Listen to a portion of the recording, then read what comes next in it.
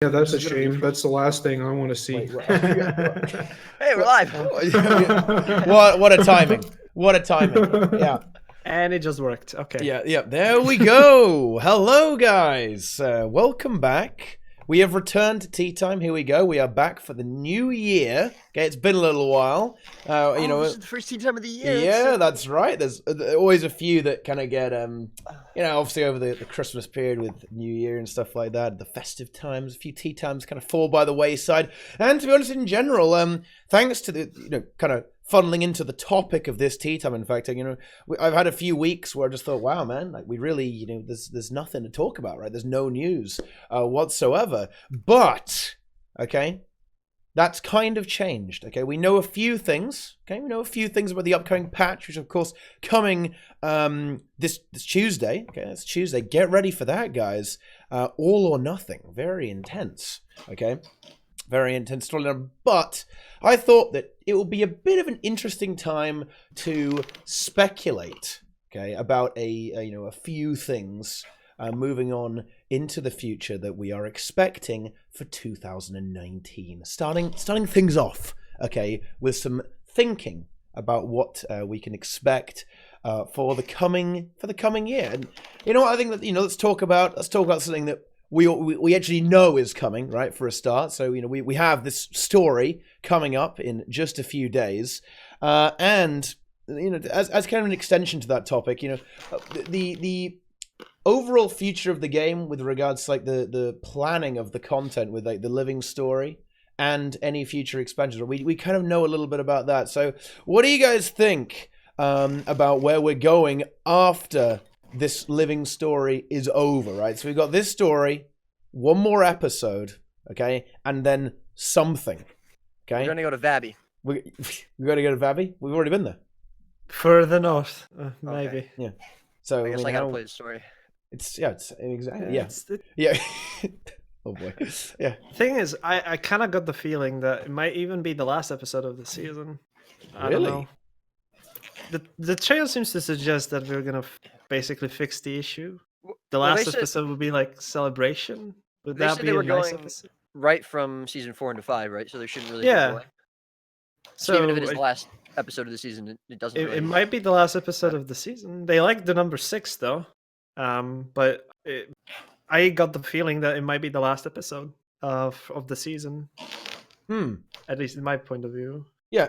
Which is this? Is this episode number 6? Number 5. No, this is number 5. It's an interesting but idea. They set it up. Yeah, it is set it up the way that it almost feels like they're gonna skip it, and they're only gonna do like 10 episodes with like season 4 and 5 together. So then we can have an expansion a little bit earlier than like the normal living story. If that's possible. At least that's the feeling I got from like the trailer and how it's set up the story wise. So you think the next expansion is gonna come out after what, season 5 of Living Story, or before it finishes? I still believe it might come even after the season 4. I still believe maybe they're gonna surprise us. I don't know. So what, like in 2 months or something? It'll be summertime. Who knows? It's ArenaNet. If like, Plenyx's theory, can happen. Yeah, ArenaNet's got to go home for the summer and pull that sweet 3 months. No, it's probably longer than that. What, 4 months with no content? I don't know. Well, I mean, they're saying that the idea is to transition smoothly between these two seasons. I mean, they didn't explicitly state if there was going to be expansion. Everyone's assumed that there is none. No, there's not going to be an expansion. Yeah. But, Why would there be an expansion? Well, because they want to, for a start, like get a new mechanic that they can capitalize on to get that cash. But also, that's a lot of new mount skins, dude. But no, seriously, like having an expansion, it really re-hypes the game. And I also want. And then did you see how fast it fell off? Well, too? yes, that's because there were perhaps a few problems with how Path of Fire was delivered. Like it was supposed to be a content-heavy, content-focused expansion. Wait, sorry a second. What were you? I said like what? What went wrong? Any issues with Path of Fire. Well, we're not here to completely bash the game, but Oh there wait, was a bit of a lack of repeatable content, and I think it was a little, it was more of a story experience that you kind of play through once and it lacking that repeatability. That was like the core issue with Path of Fire. And I also think at least all the specs were balanced. well, that's what I was just about to come to that, Roy, and that's why I think another elite specialization can certainly help with. Okay, sorry, Wait, another elite really? specialization. Yeah, seriously, I when don't they know, I think when they that would- release more, they can kind of erase some of the Uh, problems with the previous ones in a way. Like when no, they because- iterate over it, they can get rid of some of them in a way. You know, I'd rather see them actually balance the 27 specs that we have now instead of just adding more and shoving the old specs under the rug. I mean, I don't see. I the point of that. I don't think it's going to happen. I don't think I think either's there gonna would happen. be Or well, three I new don't think that's gonna classes. happen. No, but I think 3 new classes is easier to do than another set of elite specs for everything. But I also don't think either are going to happen. I'd rather mean, see new classes than realistically. new specs as well. But Yeah. I just don't see the point. I mean, with HOT, they added 9 new specs that basically made most of the old specs irrelevant, and then Yeah. UF they did the same thing. And I just If I'd they rather not see add that happen again. if they add 3 new specs, it's going to be you have New classes? 3 specs that you can like kind of use, and then the core is just like useless trash for like free to play, like not playing the game. Like I mean, like I don't like that. Like I like the idea of like the core specialization, like does something like really like different. And then you've got an elite spec that can do this or that, and so you have like 3 options for things. I think 3 options is solid. I think also like having to fucking like constantly rebalance all the shit for all the classes, like it's probably as much effort to do new elite specs for everything as it is just to make new classes. Like, I think they could just do that. I think it would be better. I think people would enjoy that and pay more for it than new elite specializations. And they'd probably complain less because if there are new elite specs, it's just going to be complaining about power creep and like exactly what I said about how like the core fucking like just the core class with no elite specialization is just like free to play trash and useless. And like I don't know. Yeah. It's just that's just what it's going to be. And like I don't. That's just those are my thoughts. I'll refrain from going too much further for the sake of the YouTube comments. yeah. Well, yeah. I mean, Screw the YouTube comments, Brazil. Come on. it would be very nice if they were going to, you know, if we got some proper balance iterations over, you know, over the current elite specializations, but maybe an expansion, or at least not. I mean, I'm not necessarily looking for an expansion. If they're going to expand the world, expand the maps through Living Story 5, Living Season 5, right? Okay, that's fantastic, right? I think that in a way that would be more interesting than an expansion, right? If developing that story is kind of what takes a lot of the time when building an expansion, all the maps, or the events, or the chains, or the rewards, stuff like that. You know, if that gets released steadily, if anything, I would say that's better than an expansion. But I do think that the current ways that the game are being played with regards to elite specializations are kind of getting a little bit stale. So I do think that actually, yeah, I think it will be really good if more elite specs were released. And also, whenever they release an expansion or some new elite specializations, which is the same thing so far in time, right? They always do like a mega pre-balance patch, right? For example, like you know how they wanted to make sure. In retrospect, this is hilarious, right? They really wanted you to play Firebrand, okay, in PvP. So what did they do? Like, just to make doubly sure, even though Firebrand was like busted OP, they like took the hammer to Tempest, right? Just before the just before POF. So for the mega meme, they just destroyed Healer. Well, they didn't destroy it, but they hit Healer to make sure that Firebrand was going to be, yeah, all right. Little do they know it was like completely broken on launch. Yeah, but still. Yeah, I like how you said little did they know, because that kind of describes the balance really well, just in general for the game. Yeah. Well, yeah. I'm really glad Brazil's here. I actually don't need to say anything. No, you don't. I'm gonna save your reputation. I'll just go. Oh, you don't have to worry hell about trash. that. But it's easy. I can just kind sit of back like and they relax. basically shot into one direction, tried a new thing, just removing Chrono from the equation for being the only class which basically gives every single boon in the game to no class in the game who does that. I think that was a pretty good move to make the game a little bit more healthy. Despite pugging, it was an absolute disaster. But yeah, either you get better in the new meta or you just leave the game. I don't care that much.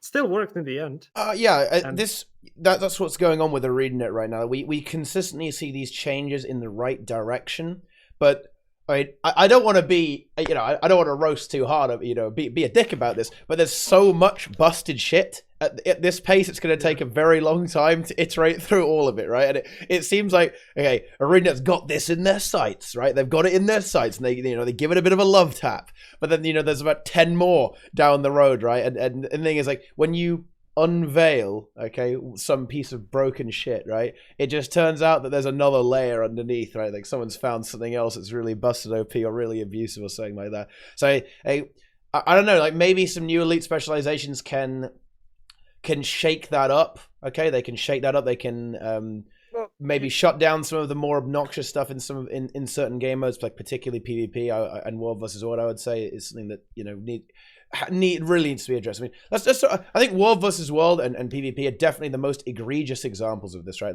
Since launch of POF, right, you've had Scourge and Firebrand in particular, right? Across those two games. Scourge has fallen off a little bit in PvP, but this is true. I imagine that's not in part due to the Firebrand nerfs, right? Actually, because it just can't function quite as well. I think it's more because of the current meta.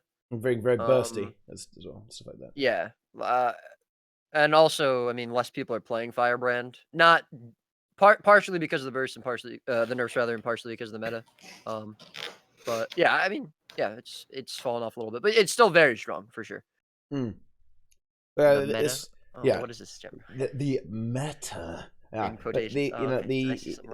The lack of change throughout the expansion, I think, is very frustrating. I mean, it's not. I just think some kind of something to inject some variety, especially into the competitive game modes, is really important. I mean, the same is true for PvE. Bear in mind, guys. I mean, it's I don't know. You've had Chrono, Warrior, and Druid since Heart of Thorns launch. Okay? Yeah, constantly being fucking mandatory, like the best at everything. Like, good luck playing any game mode without a fucking Chronomancer. Literally, any game mode since Heart of Thorns released. You can't do it.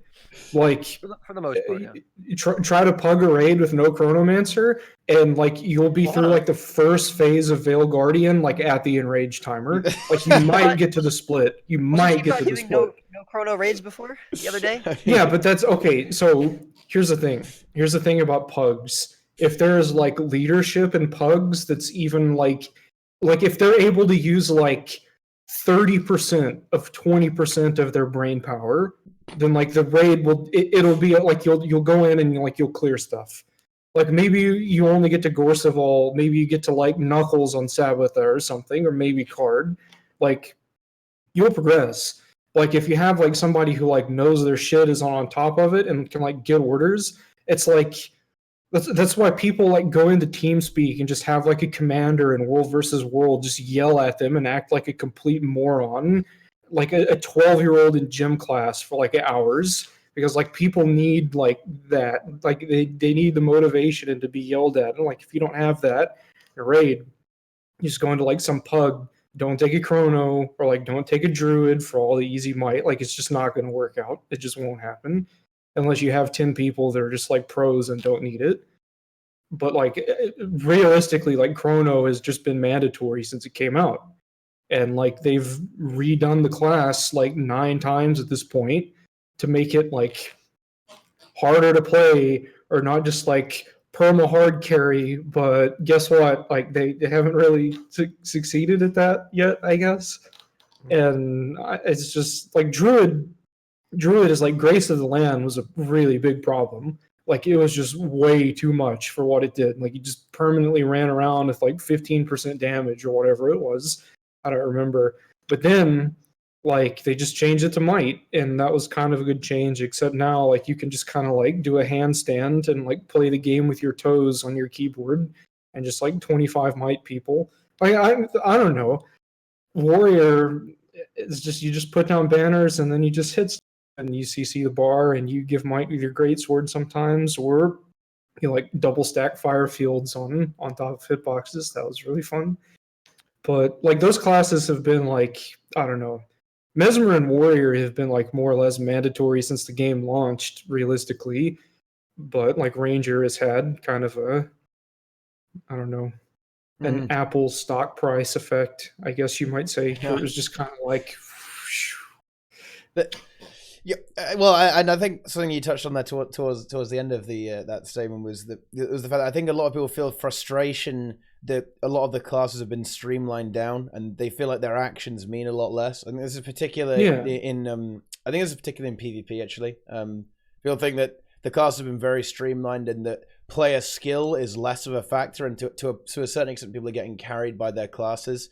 Quite a lot in PvP, and I think that's why an expansion coming through, okay, or something that's going to drastically just destroy the meta. Like POF is a bit of a spam fest, okay. You got Scourge spamming Condis, you got your Firebrand spamming boons. Everyone's spamming like massive burst damage constantly.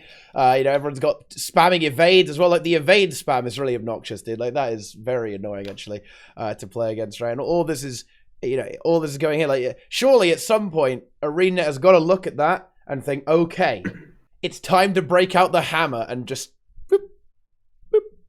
just kind of say, all right, let's kind of forget that happened and move on, right? Like it's at some point this stuff has to be dealt with, right? Because it's been a little while and a lot of it's still really annoying. But still, something's got to change soon, right? I think a good way for ArenaNet to implement that, it might not be the cleanest way, but it's certainly a way to do it, right? Would be just to give it a slap, right? Just shove it all away, get rid of it. Just nerf everything. Give your meat a good old rub. Nerf everything. Just destroy everything. New elite specs, boom. The Necro gets sword main hand, okay? How's that gonna work on heal Necro? Yeah. Well, How would you advertise the new specs though? Like unless they're better than everything else. Well, they're gonna be just gonna in be some way. They're just gonna be even more OP. I mean, that's how they get. Yeah. So that again, you fix a problem by you making were another saying. problem. Yeah. No, I was going to say that I think there's still some niches that classes don't have. Like Necro is still slow all the time, right? Necro's still super slow. In terms of like mobility, yeah, like slow, yeah. Okay. And Thief and Warrior don't have heal specs, for example. I mean, or more dedicated support specs. Yeah. So I think they could. There's still places you can get it, but yeah, no, I understand that. Yes, the thing is, ArenaNet need to not make something busted, right? Okay, yes, yeah, but the thing is, like, I think Scourge on its own is not a problem. Like, but when you make it like 20 targets at launch or 20 targets in the beta, yeah, that's a really big problem, right? Okay, so there's you can balance this stuff. This stuff is, but Scourge is balanceable, and even if it isn't balanceable, just make it terrible in the game modes where its design is a problem, right? And yeah, I did cut Roy off there, but we gotta hear him, okay? Roy, That's okay. what's the situation? I like listening to you talk. Oh, thank you. But I think I conveyed, I expressed what I was talking about there. But yeah, but please go ahead, Roy. Well, I'm good. Oh. I was gonna bring it back to something you were talking about earlier, and it's past, so it doesn't matter anymore. Fuck. Now I'm sad. Now I'm fucking sad. Good. Oh. That is sad indeed. Oh. So basically, new elite specs, and you say basically fill out the slot which they do not have access to. Yes. All right. I'll talk. So you're saying that you think that we need new elite specs for content, right? Like you were saying, you'd like to see new expansion because it'll bring new elite specs, and the current playing the same thing over and over again is stale and all that, right? I would like I said before, I would rather see them try and balance the current specs sort of across the board, right? And allow you to sort of interchange certain things. So it's not like Brazil was saying, you have to take a chrono if you want to play. You could take chrono, you could take something else. And I think that you'd be able to play classes you hadn't played in a couple years. So that would sort of change things up again, right? So you could play core ranger, or something you'd never seen before, or core mesmer, I don't know. And it also wouldn't introduce new broken specs that, in my opinion, are part of the reason that Heart of Thorns and POF both had problems, because they both just brought these extremely oppressive classes and specs into World vs. World and PvP and in parts PvE, and just completely shut down the other specs. And I just think that's a problem. So I'd rather not see another expansion with 9 new specs that just completely disregard the other 27. Plus, it just means that it's going to be a lot harder to balance because you're now balancing for 9 new classes essentially. And I mean, we already know that the balance isn't always the best, to put it lightly. I mean, that's a. Sorry, Brazil. And so I'm just saying, why make it even harder than it has to be? Honestly, I mean, what's the point of that? I'd also rather see them introduce new mechanics instead of new classes. I was saying this to Jaw the other day on his stream. If you look at every PvP match, right, there's always like a best comp, or you can have like maybe 1 or 2 different classes depending on the players. But I'd rather see you have to change comp or change class based on the map more than based on what's the best thing to play all the time. Like with PvE raids, right? A certain boss forces you to bring a certain class. I'd like to see the same thing in PvP, if possible. Yeah, and as you say, map. I think a big part of that would be map design. With regards to like how the maps work. I mean, Conquest in general, I guess, as a game mode, might have to be adjusted in some way. It's really bad and really old. I don't mind Conquest. I just think Conquest is fine. There just should really there should be something else. Yeah, I think Conquest is good, but they need more other stuff as well. Like the 2v2s that they were bringing in. Why not make that a permanent thing? Did that happen, or did that just go away? It was a week. It was a week-long event. Why? Yeah, so I'm saying Why not keep it? Or 3v3s, 2v2s and 3v3s. You would dedicate even if it's entire. No. We've got a bit of a. Yeah. We've got a little. We've got a little bit of a problem here, boys. Yeah. Okay. All right. Just a small one. So, does anyone remember Stronghold? Yes. No. What's Stronghold? That competitive game mode where in beta everyone was playing a Revenant that only had like 3 trait lines, and people were like, this needs work. This could be cool, but this needs kind of some work, because ArenaNet decided that they wanted to make like a half MOBA, like weird. Like, I think Stronghold's fun. I think it's cool. ArenaNet just decided, after like developing like an entire expansion with being like a huge fucking selling feature, that they didn't want to do anything with it anymore, and they've like completely removed it from like matchmaking at this point, like outside of it's an unranked, yeah, unranked, which nobody even like checks the box to like get it in their queue, because everybody hates it since they didn't put any effort into it. Yeah, so they want to keep something like that in the game, where like there's like a small like group of people that would like to play it, but like they don't want to push it, they don't want to support it, they don't want to update it, they don't want to balance it. Like, it's just a meme.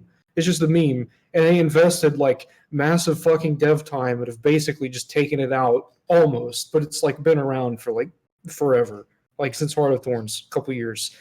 And then they bring in like a 2v2 tournament over like a weekend, or however long it is, that like people have wanted that shit forever. Yeah, the difference between Stronghold and 2v2 is that everyone was asking for the 2v2s. Yeah, really, and then they just take it away. Yeah. People are like, oh shit, and then they just get rid of it. Why? Why would you?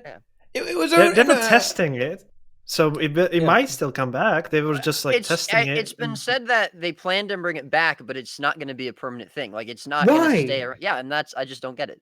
Because they never said they weren't going to bring it back, but I don't know why they wouldn't make. I mean, again, I understand they have to fix some bugs and stuff, but no.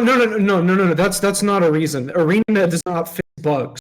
Let's be just completely honest here. They don't fix bugs, and they don't balance, and they don't do shit other than like put down things that like hurt their ego and then move on to something else that's half-assed. Let's just be completely real. Let's just call it for what it is. Like, I have no idea why they would have taken out the 2v2 stuff.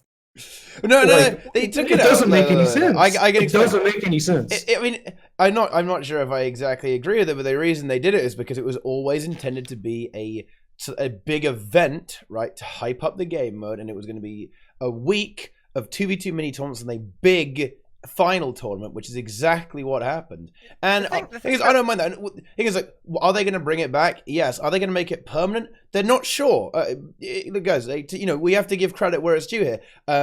Ben did say that it being a permanent game mode is something that they are considering. It's on the table, as it were. Okay, right. Guys, right? Cool. It is, look, okay, it is entirely possible that they want to come out. And why wouldn't they, okay? Why wouldn't they? They're concerned that people might, they're not sure if they want to let go of Conquest, right, guys? Like, suppose they suppose that It's not 2v2 gonna replace Conquest. no, but suppose that 2v2 ends up more popular, and I can actually see it being more popular than Conquest, actually, right? In reality, I can see that, right? ArenaNet need to make sure that doing that, moving away from a 5v5 dedicated game mode to a 2v2 oriented game mode, okay, would be wise, okay, for not only the game, but also the PvP community. Okay, they want to make sure that that will be a good decision for the community and the game, right? If they add in this brand new game and everyone's like, well, dude, why would I play Conquest? Dude, this 2v2 shit's way more fun, right? Okay, what do they do then? Do they balance for 2v2? Because as we saw from the tournament, a lot of balance problems in not balance problems, but the balance is very different, right? In a 2v2 deathmatch situation, it's completely different to a 5v5. Okay, situation. So, do they split the balance between 5v5 and 2v2? Maybe they're trying to do that right now. Okay, bear in mind that, right? Is that what they're trying to do? Because think about it. You're going to need to make some adjustments, right? You need to make some adjustments. Otherwise, it's just not going to work, and it's going to be a complete clown fiesta. Right? You're going to see this. Eventually, you're going to see the same old problems. Yes, you saw some variety in the 2v2s. That's because no one really knew what the best way to do it was. Like as you squeezed towards the end. Okay, you started to see a more defined metagame on how to play these 2v2s evolve, right? It was mostly around Firebrand Scourge, which is not a lot of people actually enjoy playing against that, right? It was I think some of even the higher end players were frustrated with kind of being forced into playing this composition, of course, right? But the Arena has to be very careful about making this decision. It is going to be coming back. Okay, definitely, and honestly, it might be coming back permanently, or as maybe they'll alternate seasons. I actually think that would be pretty interesting if you alternated between a Conquest season and a 2v2 season. Actually, for the ranked leaderboards, that could be quite spicy, to be honest. I think that would be. I'd rather not see that. Really? You have to go like an entire month without being able to play Conquest ranked. I don't know. Yeah, I think that would maybe be a system that they could implement, something like that.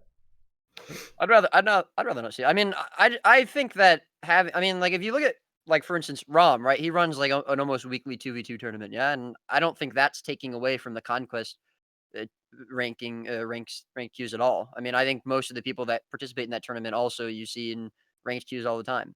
I think if they ran 2v2 once a week or once a day, I don't think it would take people away from the game mode. I mean, maybe I'm wrong. I just don't see that happening. And I also don't think that completely swapping back and forth would make any sense either, because there's going to be some people that don't want to do one, and some people that don't want to do the other. But there's going to be some people who want to do both. It's not quite the same thing though between like an external tournament and no, I know ranked. I agree. Right, or a queue in the game. Understand. Yeah, okay, I can see that alternating would be that'll be a bit funky. Okay, maybe a little bit too far. Okay, I can certainly see that.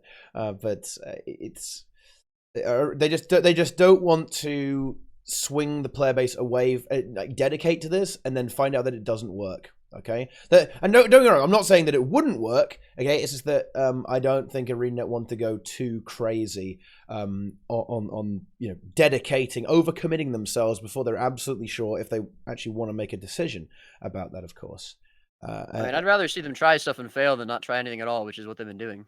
Well, outside of this. And that kind of goes to something. See, that here's the problem with that is that they don't feel that way, because it's like preserve the fragile ego at all costs. Because if they try something and fail, it's just like this earth-shattering blow to all of the people that don't have thick skin there, and that's why they just like abandon stuff constantly, because it's like, oh shit, oh fuck, this wasn't as perfect as we wanted it to be. Okay, we'll just try to forget it and bury it and move on. Because they want the happy Reddit say, this is the most fair business model in any MMO. They 3,000 upvotes or whatever the case, and everybody gets gold and whatever the fuck. That's what they want to see.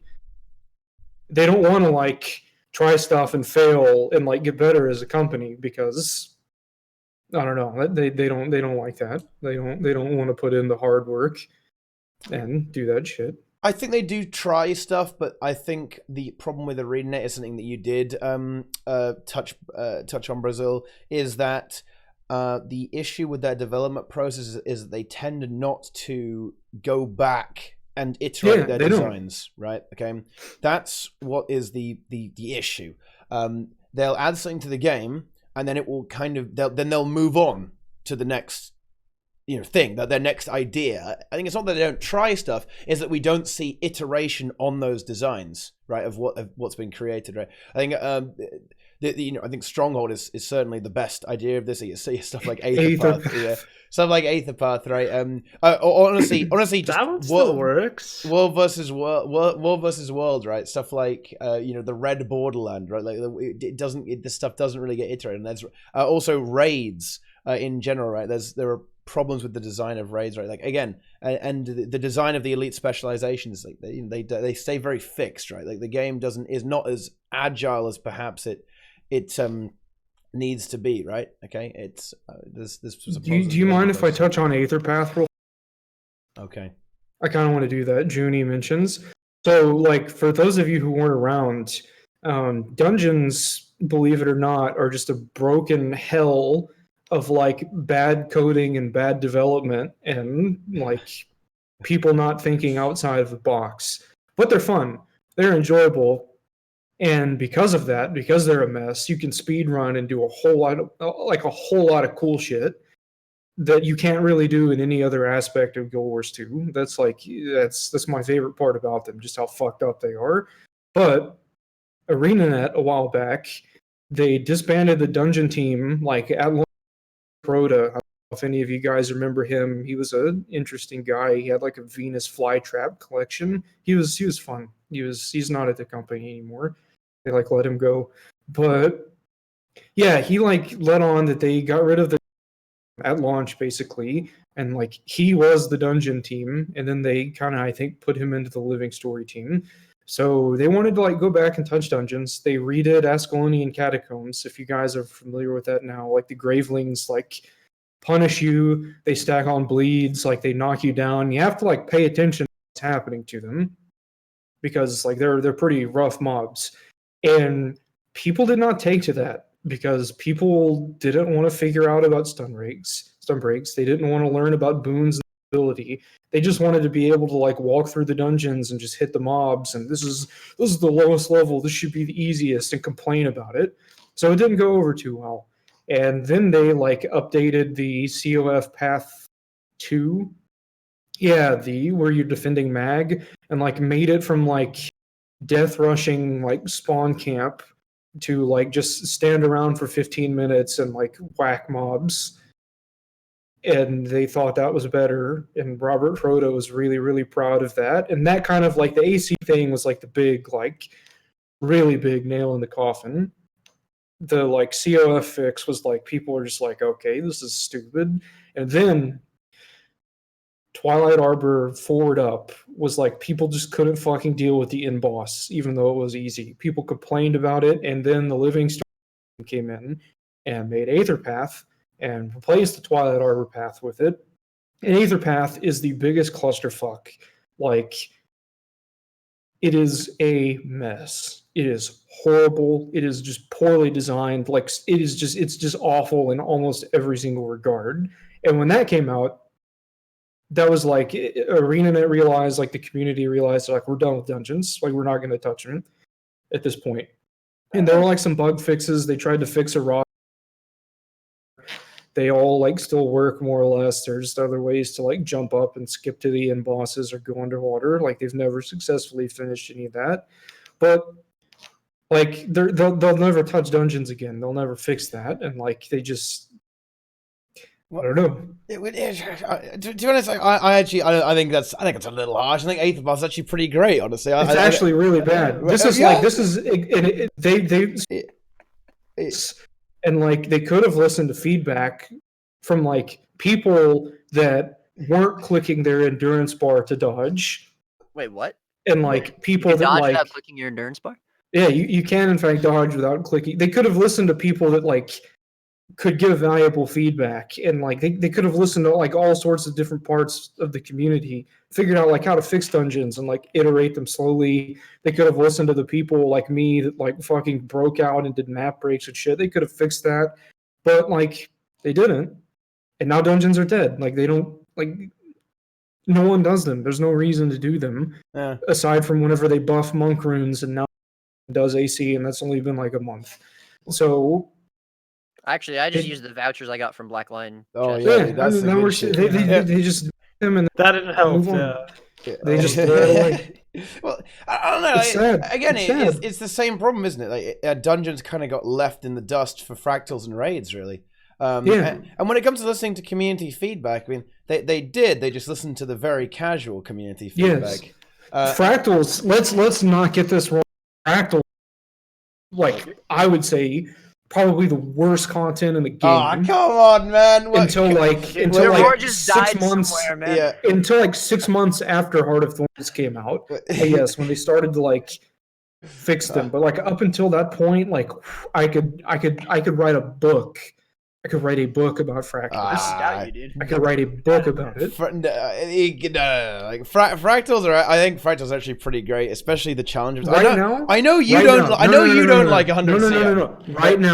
Right now, Okay. I think fractals are pretty solid. Okay. I think they're arguably probably about as good as raids. Okay. Like they do different things. They're gold sync for the people at the end of the game who like want to just do nothing but like AFK on their berserker with banners and like get their fractal god title and sink their millions of gold into like all of the like stupid agonies and stuff and kick people out that don't also have that. Like if that's how you want to play the game, like oh my gosh, you're set. And if you just kind of want to play like casually with friends or whatever, like they're good. Like I think fractals currently are really solid content. I think raids currently are really solid content. Dungeons, just fucking the ship is just upside down and sinking to the bottom of the ocean. Like at this point, it's just halfway there, realistically.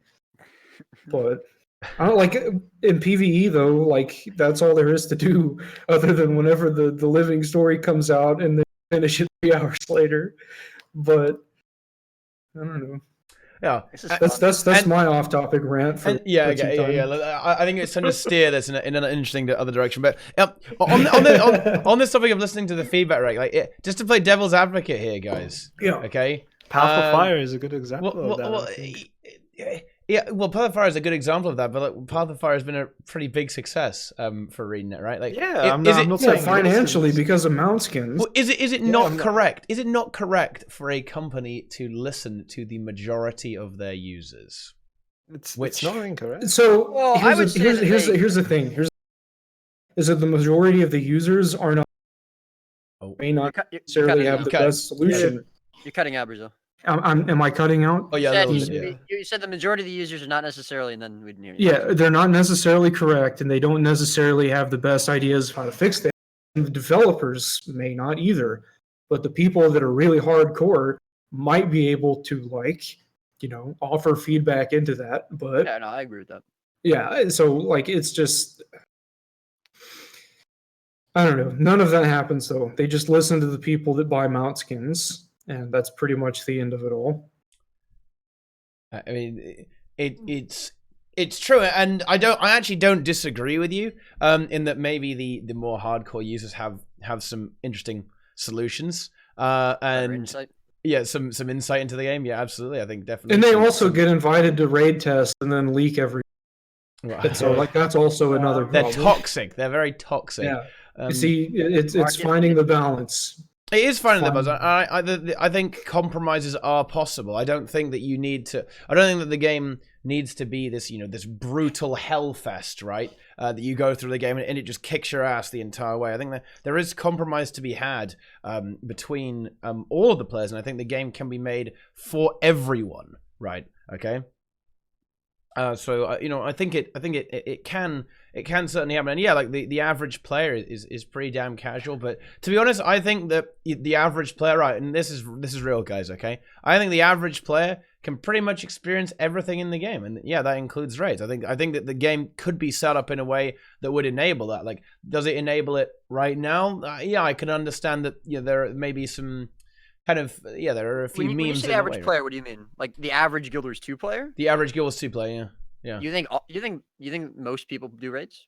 No, I think most people could do raids. Oh, okay. Sure. At no real extra effort. What I mean by that is that if if your average player was kind of aware of raids and kind of generally aware of what to do in the raids, they could get the job done somehow, right? And if the community was adjusted, you can do raids as a very casual player and never really worry about rotation or something like that. But in addition to that, I think that the game could be set up and perhaps should be set up in a way that would be easier for everyone to play the raids, right? And I think, well, I mean, that's when we start talking about difficulty scalings and then kind of community understanding, like community initiative. I think community initiative is really important in this sort of thing. Stuff like snow crows for fractals, and then for fractals you have discretize, right? Like there's a lot of things that need to happen for this to work, and I think the same is true for PvP as well. I think you've genuinely seen an uptake in people playing solid builds when you see stuff like Gods of PvP come out, right? And you have people getting interested and actually wanting to play this this good builds, right? Good builds that you see this interest in people actually wanting to improve, right? It's more that I think that the average Guild Wars 2 player doesn't feel like they have access to that. Well, they're not, it's not that they don't feel it, they don't see this stuff, right? It's not available to them. They're not aware of it. In part that's because and guys, I know we're talking about this. I mean, this is not me roasting casuals, right? Okay, but your average, your casual player doesn't. Do the Reddit boys. Yeah, here we go. I'm roasting the casuals. But a more casual player doesn't necessarily look at external resources, right? So it's kind of down to the community to make this stuff apparent to people in that regard. But then the game systems themselves kind of have to support that. I think like having some like difficulty settings for raids, I think will be really good. Stuff like that. Yeah, I think that's fine. Like I like that idea a lot. Yeah. I don't know. I think honestly, I genuinely believe that the new player experience should probably be worked on. Like, I don't think it's going to happen, but it probably should be worked on. I think there are so many. Enjoy the level up rewards? It's Jesus Christ. It's not the level up reward. It's more that I think there's a lot of casualties of war in Guild Wars 2, right? I think some players join Guild Wars 2 and they never actually find out what it's all about. You know what I mean? They'll get to 80 or they'll get to like level 30 and they'll kind of go like, is this it, right? And they're not sure what's gonna happen, right? They don't know. That's all there is. You're done after level 30. Hold on, you can get to level 30? I thought 25 was max. Oh, God. Yeah, you can get all the way to 80, guys. Skipped out. 80? What the fuck is this, World of Warcraft? Yeah, yes. Dude, Guild Wars 1 was max level 20. There's no way it's 80 in this game. That's crazy. Oh, yeah. I mean, this is one of my pet peeves. Now this is like the pet peeve tea time. So we're gonna steer this back. I was gonna say this. I mean, the title of the tea time is Future of Guild Wars 2, right? Like we should be talking about the future, no? Yeah, we're going back. We're going back. Like the lack of social interaction in this game is a pet peeve of mine. Angry. Okay, seriously. Every time I'm in a goddamn raid, dude, no one's talking. No one's communicating. They should make in-game voice for raids. Yeah. No. Even better. They need to make it like PUBG. They need to make it like PUBG. Okay, so you can talk to your enemies in PvP as well. Yeah, dude. Guild Wars 2 VR. Yeah. You're saying no, but all I hear is yes. No. I don't want to look into PvP with voice in it. It would be so good. I mean, it would be great. It would help in a good groups or people trying to get better or communicate. No, that's incorrect. It would be exactly opposite. Good groups and people that are trying to get better will organize outside of the. Yeah, no, absolutely. Yeah, no, I'm obviously kidding. Yeah, we're Fortnite now. Add in-game voice chat. No, it's done. It's done. I'd have to literally like get Arc DPS and like open its hidden menu, but that they all should. That like hooks into game files that are left over from the beta and lets you fly, etc. And like I'd have to just like delete that out of the game. Oh, oops! By the way, everyone ignore that because Arc DPS isn't supposed to have that. So. Okay. Anyways, yeah, no. Yes. In-game chat is a bad idea. It's I mean, that bad idea. Yes, I agree. Bad idea. It would be a funny idea, but perhaps not a good idea. I don't know about that. I'll DPS. I don't know, dude. I heard it steals your credit card information. That's what I heard, dude. Okay. I heard it Yeah. does a lot of stuff. I heard that it sends. Cut that Oh, again. it's censored. Yeah. Well, We- that's we obviously don't know what Brazil's censored. saying. Yeah. Right. Okay. there. Today on Tea Time, guess what Brazil Yeah. is saying? Yeah, okay, but moving back to the future of the game, and let's talk about something that is going to be arriving, hopefully in 2019. Yeah, I think I know. Yeah. I think that Roy, knows what I'm going to say. I thought I got World vs. World Alliances, boys. Oh, no. That no, that is supposed to be I thought you going. were going to talk about the second that- title race. If alliances don't go in 2019, okay. I don't know. All right, look, I'm trying to think of something to wager that isn't too embarrassing because it actually might not come in 2019. I just want to say, I feel like every time I'm on Tea Time, all I ever do is talk about the exact same thing for World vs. World over and over again. So just to get that out of the way, at this point, I don't really think alliances matter, which is kind of sad. I hype think is that over, yeah. alliances are good, and when they get implemented, it's going to be a good thing. But I don't really think it matters for the game mode as a whole. And I mean, I think from the beginning when alliances got announced, I think most people that really played the game mode realized that alliances weren't going to fix World versus World, but they were still really excited about it, and there's a lot more hype about it. But now that it's been a year, it's just the hype has completely died down. Yeah. I mean, people meme about alliances more than they actually are excited about it. And again, I think alliances are a good system, and I think it's going to be better than what we have. But it won't really matter when they come out. It's just the hype is basically gone. Yes, some people will return for it, but it's not gonna save World vs. World, and there has to be other stuff. Which is, I mean, I've said this before, but it's even more apparent now because it's been a year since they were announced. And You know what's going to save World versus World? what's that, Brazil? Guild Wars 3 and a new game engine. Well, I mean, Other than short my of that, phone like good is luck. ready for Guild Wars 3. If it's just Guild Wars 2 with a game like Yeah, should we engine talk update- about the future of Guild Wars 2 in terms of Guild Wars 3?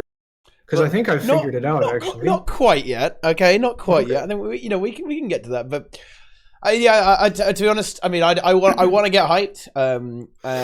I think I would agree with that, but with one caveat. Okay, I think if they actually package in with alliances something like a new season system. Okay, so winning actually matters, and a new reward structure based around actually winning.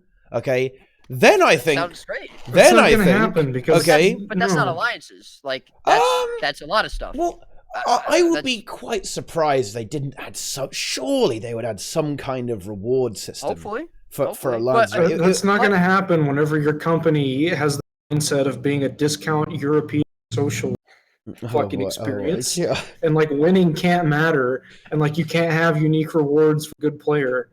Like, sorry, like that's not going to happen, Teapot. Yeah. It's not going to happen. I don't know. They added seasons at one point, right? And it was all about and I think one of the problems that kind of that does cause some lack of player retention, right? Especially in World vs. World, is that ArenaNet seems to make the game deliberately meaningless, right? It's right. Yes. And you go. Sorry, go ahead. Yeah, you go. I was just going to say, aside from population imbalance, which is what Alliances aims to fix, it's not going to fix, well, 100% fix, but the biggest issue with World vs. World is just lack of things to do, lack of goals. And that's what you need to, that's why like seasons were actually a good thing, in my opinion.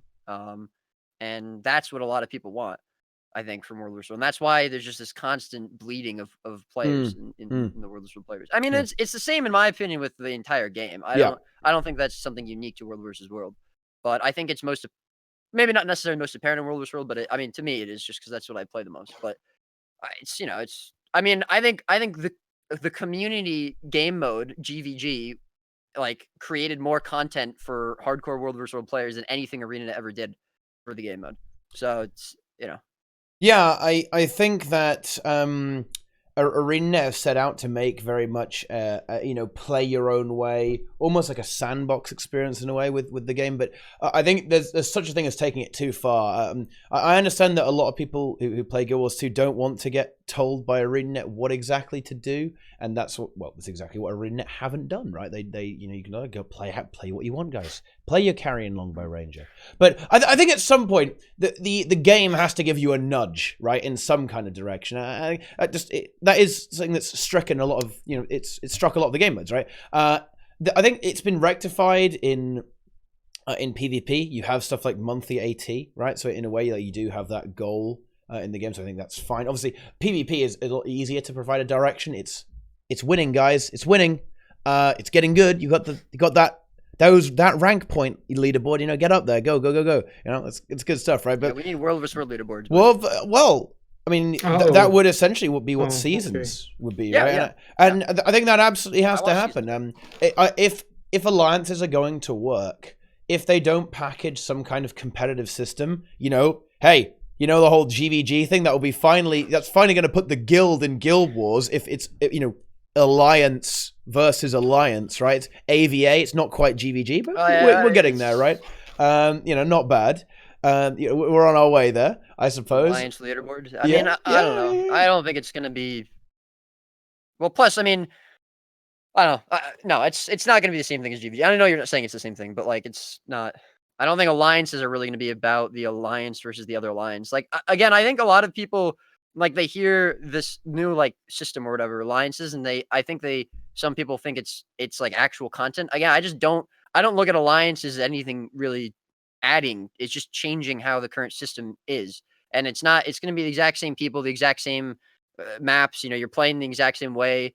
I don't really think it's going to change anything. It's going to make it, I think, in my opinion, it's going to be better for the game mode, but it's just not going to change anything. There'll be an influx of players immediately at the release of alliances for a month at max, and then nothing is going to change. I mean, that unless they add stuff. They add stuff. Now I have a slight contention there. Okay, and I genuinely believe this. I genuinely believe this, by the way. Okay, because I think World vs. World is absolutely fantastic. If there's any game mode that makes Guild Wars 2 unique, in my opinion, it is World vs. World.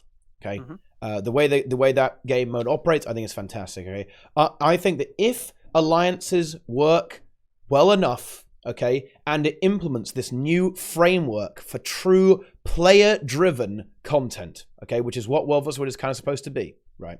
Okay, it's what it's supposed to be. It's player-driven, infinite war, okay, open world, infinite war, okay.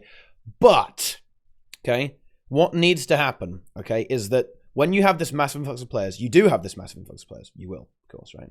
Okay, the World vs. World community now, and I know they don't like it when I say this, okay. But it is so important that the World vs. World community make sure these players stick. Okay? Yeah, no, absolutely. Because I think ArenaNet will probably not implement a massive tutorial system, and I think a lot of people are going to go in World vs. World and kind of not get it, right? And that's not me. Again, I'm not roasting them. I think if you enter World vs. World for the first time, you're going to be like, "What the fuck is going on here?" Right? It's the same for everyone. Yeah, and a lot of World vs. World veterans just forget that. You're absolutely right. When the new PIP system was released, there were a lot of new players that came in to try to get it, and they were shunned by the World vs. World community, and that's a shame. And that's really stupid because I mean you said it yourself. A lot of the World vs. World community are always saying we need more players, and then when new players come in, they get harassed or whatever for being new, and that's really stupid. But I just don't see that again, alliances attracting a ton of new players from the other game modes, if that's what you're saying. Maybe if you mean new players from other games or new players new to Guild Wars 2, I could see that. But I don't really see alliances being something that draws in players from the other game modes like the rest of the game. If it's going to be both, I hope we do see players come in from other games. But additionally, okay, if you give shinies, the PvE players in particular will play. Okay. If you give something cool and shiny, the players will play. I think this is absolutely. You can see this with the World vs. World pit rework. And bear in mind, guys, the World vs. World pit rework, it wasn't crazy, right? It's not like, whoa, they're giving away free legendaries, man. This is insane, right? It was pretty crazy to most of us, to be honest. Yeah, I know, I agree. I absolutely love the pip changes. Okay, but it's not like they were crazy, right? It's not like it was completely off the wall. It was the biggest I've seen World vs. World in years. Yeah. Which was actually really exciting. So for a week. what is going to be important, and I realize that in a way this is unfair. putting some responsibility on the community, right? Like to do this. I No, understand. I don't think that's unfair at all. I think the community has as much not as much, a lot of responsibility for keeping World vs. World. Yeah, I think it's been almost entirely the. Oh, yeah. Well, no, I'm not saying whether it has or hasn't. I'm saying I think it should be, because I think it is a community-driven game mode. I think that there definitely needs to be a lot more help, I guess we'll say, from ArenaNet, but there definitely is some responsibility in the community, in my opinion. I don't think that's a bad thing. And I mean, when alliances come around, I will certainly try and do the same, right? I mean, I my community, my guild, right, the Salt Boys, they're mostly casual PvEers, right? Is what it is. Nothing wrong with that. But I will say, hey guys, check this game mode out. Right? This is fun, right? And I think that actually having an end goal would actually assist a lot of players. Having a more open-ended game mode isn't for everyone, I think. And World vs. World is exactly that, right? It's a sandbox, right? You go out and you play. Okay, you can even, guys. This is radical. This is really radical, right? Okay, you could actually create a guild. Okay, get 15 players, nice open field place, and just fight each other. You could even do it in rounds, right? So you could best of 7, something like that. Yeah, and imagine that, but it wasn't just particle effects spam cancer, and you had over 20 FPS. Out of curiosity, Brazil, have you ever GVG'd in Guild Wars 2? In Guild Wars 2? Okay. Yes, I have. D&T and I used to go into the jumping puzzle. Wait, oh boy. With like 8 people and just farm entire like maps. Oh, that's not we win like 8v60s. Okay, sorry. Have you ever done organized GVG? Yeah, that's organized GVG. Okay, organized GVG. I guess our definition of GVG is just different. That's fine. It's certainly true that I think GVG can look a bit whoa once you do it for the first time, but once you get used to it, I think it's pretty. You can see what the hell's going on. If you don't know, right? If you've never played World War II, and to be honest, I have observed. I'm not saying GVG. you haven't. I've watched like videos. I've watched like kind of live streams. I also watched that dev like on the forums talk. I won't use I think he used the R word that people don't like hearing, but he said that they were defiling his game mode. Oh yeah. That was pretty ruining good. my game mode or whatever it was. Yeah. Yes. That was a good meme. Although I have to say that I think there's a lot more particle effects in the game now than back in 2012. Yeah, I just like it's a really like, and I think that there should be like, I don't know, like it would be fun. Like they have Vigil airships, like you could even like fly those in and like drop out and glide from them. Like we could just do full battle royale like into the GVG maps. But like it's a cool idea. It's just not gonna work. Like Guild Wars 2 is for like small battles of like 3 people like thieves like sneaking up on a warrior that's running back from spawn, or just like Zergs just like throwing particle effects into each other. Like that's what Guild Wars 2 is built for. It does that really well. Like it's not built for like organized GVG. Like this game is just can't do that. GVG Guild Wars killed you. I don't think I would really agree with that. I think that the game, you don't have to agree for me to. Like that's fine. I actually think that the game's combat system and the way the mechanics work. Yes, but the engine does not cooperate with that. I mean, yeah, you're gonna have some kind of crappy FPS, but if you run it on low settings, you're actually okay. I should play Guild Wars 2 on. Yeah, I mean, yeah, dude. Like in World versus World, you have to like render like fucking 30 characters and like a shit ton of effects. It's not gonna be easy, right? But you don't have to. It doesn't have to be that. It's not that bad, right? Like in World versus World full Zerg fights, yeah, like the FPS is like oof, okay. And even if you got a pretty high end system, it's gonna be rough. Okay, it's going to be rough. But I'm excited to see what it's like because I have an i9.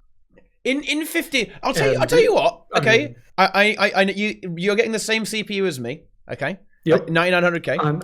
And when I was playing World vs. World on my 9900K, it was actually holding at around 40 FPS average in World vs. World Zerg fights. Okay, is that boosted up to 5 gigahertz? That's correct. Yes. Okay, and you've got a 2080 Ti, right? Yep. I'm gonna have just a 1080, but yeah, like. I mean, See, here's the problem. I actually have the perfect solution. Okay. I have an Alienware laptop from 2012 when Alienware was like, you could still get a decent product from them. And I need to just go buy like a 940XM processor and like a GTX 684 gig and build that laptop with those parts in it, just rebuild it. And then I'll be able to play Guild Wars 2 like perfectly. Like I will never have problems because it is built to run on hardware from like 2012 and like nothing else. Like it would be great. It would be great. Like I'm sure that I would have a fantastic experience playing Guild Wars 2 on that laptop. Yeah. But like it's just I don't know. Yeah. What's the deal with ancient bad game ruining online these days, by the way? Is that just like that's becoming a theme kind of? Really? How so? Like, oh, you haven't seen the drama with the latest online game that's come out that's been a failure? Oh, what, Atlas? And no, and ancient dated game engines that need to be thrown away. Wait, That's fine. I was talking about Fallout 76. Oh, that. Yeah, I mean, that was a fucking fiesta. That's not. It's okay. Yeah, like, yeah. Guild Wars 2 feels like that. No. I'll be honest. You know like what? in terms of like World v World in the game engine, like I think like it's very. just, To be honest, I think that's very unfair. Actually, I think World versus World compared to any other MMO large scale PvP is actually pretty well optimized. Honestly, like you have to understand what the hell's going on. Right? Like, yeah, so you cannot play World versus World with your character model limit on highest and character quality on highest and all shadows enabled. That is going to go very badly for you. There's like no processor on the planet that can actually handle that. Okay, fucking Elon Musk can't run that shit. Okay, it's just not going to happen. But honestly, the game actually performs pretty well in World versus World, right? It's really pretty okay. To be brutally honest, I think it's pretty harsh to say that it's not like designed for GVG. And to us, when I've been playing, I used to play 15s in particular. I don't know about 20s. Haven't really played 20s. But okay, but like 15v15 works fine. To be honest, like it legitimately works fine. Like you can target people. You can focus. You can do like coordinated spikes. You can even have people going off to the sides and like trying to pressure people in. Like it's not all about just going crazy, blobbing all over the place, like spamming AoEs. No, it might not look like it, okay, and I can understand the outsider looking at it and go like, yeah, okay, this is like a massive fiesta, but there is quite a lot of finesse, right? You know, there's a lot of finesse in these GVGs, right? There's a lot of people doing some really cool stuff. What I was trying to say before, I do agree that there's like a lot of particle effects in Guild Wars 2. Certainly for someone who has never played World of World or GVG before, looking at a GVG or something is going to be very confusing and very difficult to understand. And even someone who's GVG'd the whole game or played with played World of World the whole game, it can still be difficult sometimes to see what's going on in some cases, and also still there's way too many particle effects. But like I don't have any issue, in a GVG seeing, someone who needs support or seeing a low target, really. I mean, sure, it could be definitely clear, but it's not, it's not really something that ever pops into my mind when I'm fighting another group. It's not, I don't know. I mean, maybe that's just me. Maybe my settings are different than everyone else's, but well, we're all probably playing. I don't know about specific, but like Teapot and I are playing. Well, I'm not currently because my computer is in the mail and the one in front of me is more or less dead. But like we're playing on like PCs built for content creation and like really heavy loads, and like these kind of like long and have a rough time with it. But like most people, like are not going to be in the same situation. And so like whenever I used to play on a computer, good like World versus a meme, and like whenever calling and stuff, were like people may not even remember that. But like, like that was the first year. I mean, that hasn't been. Yeah. I'm just like saying like. I don't want to get too stuck on this. Like the one thing I would say is it to be brutally honest. The thing about Guild Wars 2 is that it doesn't scale with hardware very well. So I mean, yeah, you say. I'll also mention really fast that this laptop is at like 15% battery. Oh my god! It's probably gonna meme out pretty soon. Okay, this is bad. We gotta. Well, Well, no, you don't guys have can keep long. going. We I'm don't. just- Yeah, I'm the just call saying. will drop. No, it won't. Okay, but Maybe Plenyx will have a chance to speak. Yeah, well, I'm bringing in Maybe. Plenyx on alliances right now, but before that, okay, when it comes to like hardware scaling in the game, like it just doesn't scale very well. Like honestly, for example, Doroya plays on a, oh my goodness, what is it? I think it's a 4590K or something like that. Okay, so that's 5 generations behind, right? And he basically gets the same FPS as me on the same settings, right? Because he's got like my PC is not high end at all. I don't know if that's what he's got getting at it, but well, no. I'm just saying that you know, you can have an older processor as long as it clocks kind of high, it will run Guild Wars 2 okay, right? Yeah. It doesn't really scale with having the fattest PC. Like having the dankest graphics card isn't going to help you play Guild Wars 2, right? It's pretty much like how good is your liquid cooler, right? I mean, then how can you push those CPU numbers? But yeah, I think the game actually runs it. Yeah, we all flame the performance because, like, dude, what the fuck? Why is it tanked to 20 FPS? But like, the game actually runs pretty okay most of the time, especially in World vs. World, to be fair. But we're not getting stuck on that. Okay. Sorry, go ahead. No, it's time. We're running away from that issue because that is just like that's where madness lies. Yeah, again, okay? we're looking towards the future. We're not. Yes. Loophole. Okay. Yes. All right. Plenyx. You know, we've been talking about alliances for ages. Okay. What are your thoughts on alliances? Hit us with them. Well, I used to play World vs. World, so yeah, it would bring me back for sure. But You again, don't play it anymore. well, yeah, but that doesn't mean I still do it every week. I still finish Diamond Chest every week so far, so I don't care that much. I do it Wow. off stream. I never do it on stream. I still play, still enjoy. It's a nice content which I can just turn my brain off and just provide stability and quickness and cleansing of conditions, and it works. Plenyx is in World versus World cleansing. Yeah, definitely. Yeah, sure, whatever. It's just content-wise, besides like, oh, there's a red enemy, let's just kill them, and oh, this is not my tower, let's just take it. There's nothing else to it right now. And yeah, Roy kind of said it nicely when he said that, well, the hype is over for alliances. Like, it will still be nice to be released, but it's due like a long time ago, not look in the future. Yeah. It's just one game mode though. I still have other game modes to play. I started to play PvP. I started to do PvE, but until there's new content in that particular game mode, I'm not gonna play it. Put a date on it. When's it happening? Plenyx alliances. To be honest, I'm gonna be optimistic this year, but at the same time, everyone's gonna be pessimistic. So, if you want to be pessimistic, 2021. Wait, yeah, 2021. Yeah, very long time in the future. How can it can't be December 2021? 31st, 2021. No, it cannot be 2021, boys. What are you talking about? Here's the thing. I don't want to be pessimistic, like Plenyx is saying, and being like, oh, it's going to be another 2 years, right? But the thing is, when alliances first got announced, I don't think anyone thought it would take more than a year, right? Yeah. And it doesn't seem like it's. I mean, I didn't even really read the last update post that Raymond put out, which was like a month or a month and a half ago, or whatever it was. So like I don't. Maybe I'm wrong about this, but it doesn't seem like they're really close to releasing it. So I mean, I would assume it's probably, if it's maybe halfway done, another year, right? So like the end of 2019. Although it hasn't even been a full year yet, right? So yeah, I mean, like the end of 2019 would be, I think, like an optimistic look.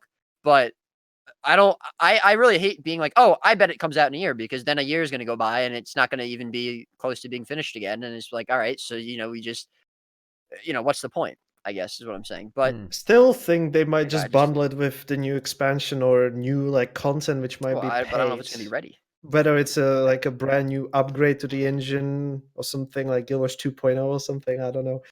I still think they're gonna bundle it up together, like with very nice content uptake. Guild Wars 3. Yeah, 2.0, like just changing the engine, or Guild Wars 3, like completely overhauling the entirety of the game, just making similar thing. I've talked about my own stream how about that could work, like jump in time, no jump in time, prequel, whatever. I don't know. I don't think prequel would work at that point. Yeah, well, that is. I mean, that's my concern with alliances, right? If it's just alliances, like just the system, and it's just like, well, Right. there you go. Well, yeah, that's the thing. If it's taken them as 2 Ray said, years to build this and nothing else has happened, Yeah. what? Mm. I mean, what have we gotten in the last year for World versus World? I don't even know. Like, I don't remember it. Like, Relinks. That's what we got. Well, yeah, but really, yeah, right. And That's the it's content just, update. Different commanders, different people to just bully. like, That's and they, they said, right, like, most of our resources are going to be in Alliance while it's, being built or whatever, and they'll still do like some small updates here and there, right? But if it's an entire year with nothing, and then another year before alliances come out, and there's still nothing, I mean, it's just there's going to be even less people playing, and it's just, I just think that's sad. I mean, Brazil is gone. Yeah. Oh, is he? Oh We have shit! a freeze frame of him. Yeah, Yeah. his laptop Oh no! is out of battery. Yeah, Oh, I guess we should have realized that when we didn't hear him sputtering in outrage every comment. Yeah. True. No. Well, again, I'm kidding. I that like freeze Brazil. frame can stay. Yeah, that can stay there. Okay, that can stay there for the rest of the stream, I guess. I don't know why it hasn't DC'd. That's weird, actually. How hasn't he DC'd? Well, I have a black Maybe he's here in box. spirit. I don't know. Oh. He's On yelling your at us screen, I right still now. see him. Yeah. Well, I mean, yeah, look, I'm hopeful for alliances, right? Like, I'm not gonna be. I hate being so pessimistic. I really like Guild Wars too. I don't ever really just want to be pessimistic, but I just don't don't want it. I can't get hyped about it anymore. Yeah. Which really sucks. Same. I I don't will even be remember, happy when Teapot. it's You were streaming when they released. announced alliances, dude. I came into your stream. I was like screaming my head off. I was so Yeah. excited. We had a TeaTime the next, the following weekend, and like even like for a couple months after, I was still pretty hyped. But it's just there's no point getting really really excited about it until we actually have like real updates on it and like a release date on it, and if there's going to be other stuff coming with it, like you're saying, like bundled with it or whatever. But it's just as it is. It's just not going to do anything. Really, in my opinion. Yep. There we go. There we go. Now he's gone. Now my overlord. Now He's my gone. overlord's ruined. God damn it, Brazil. Okay.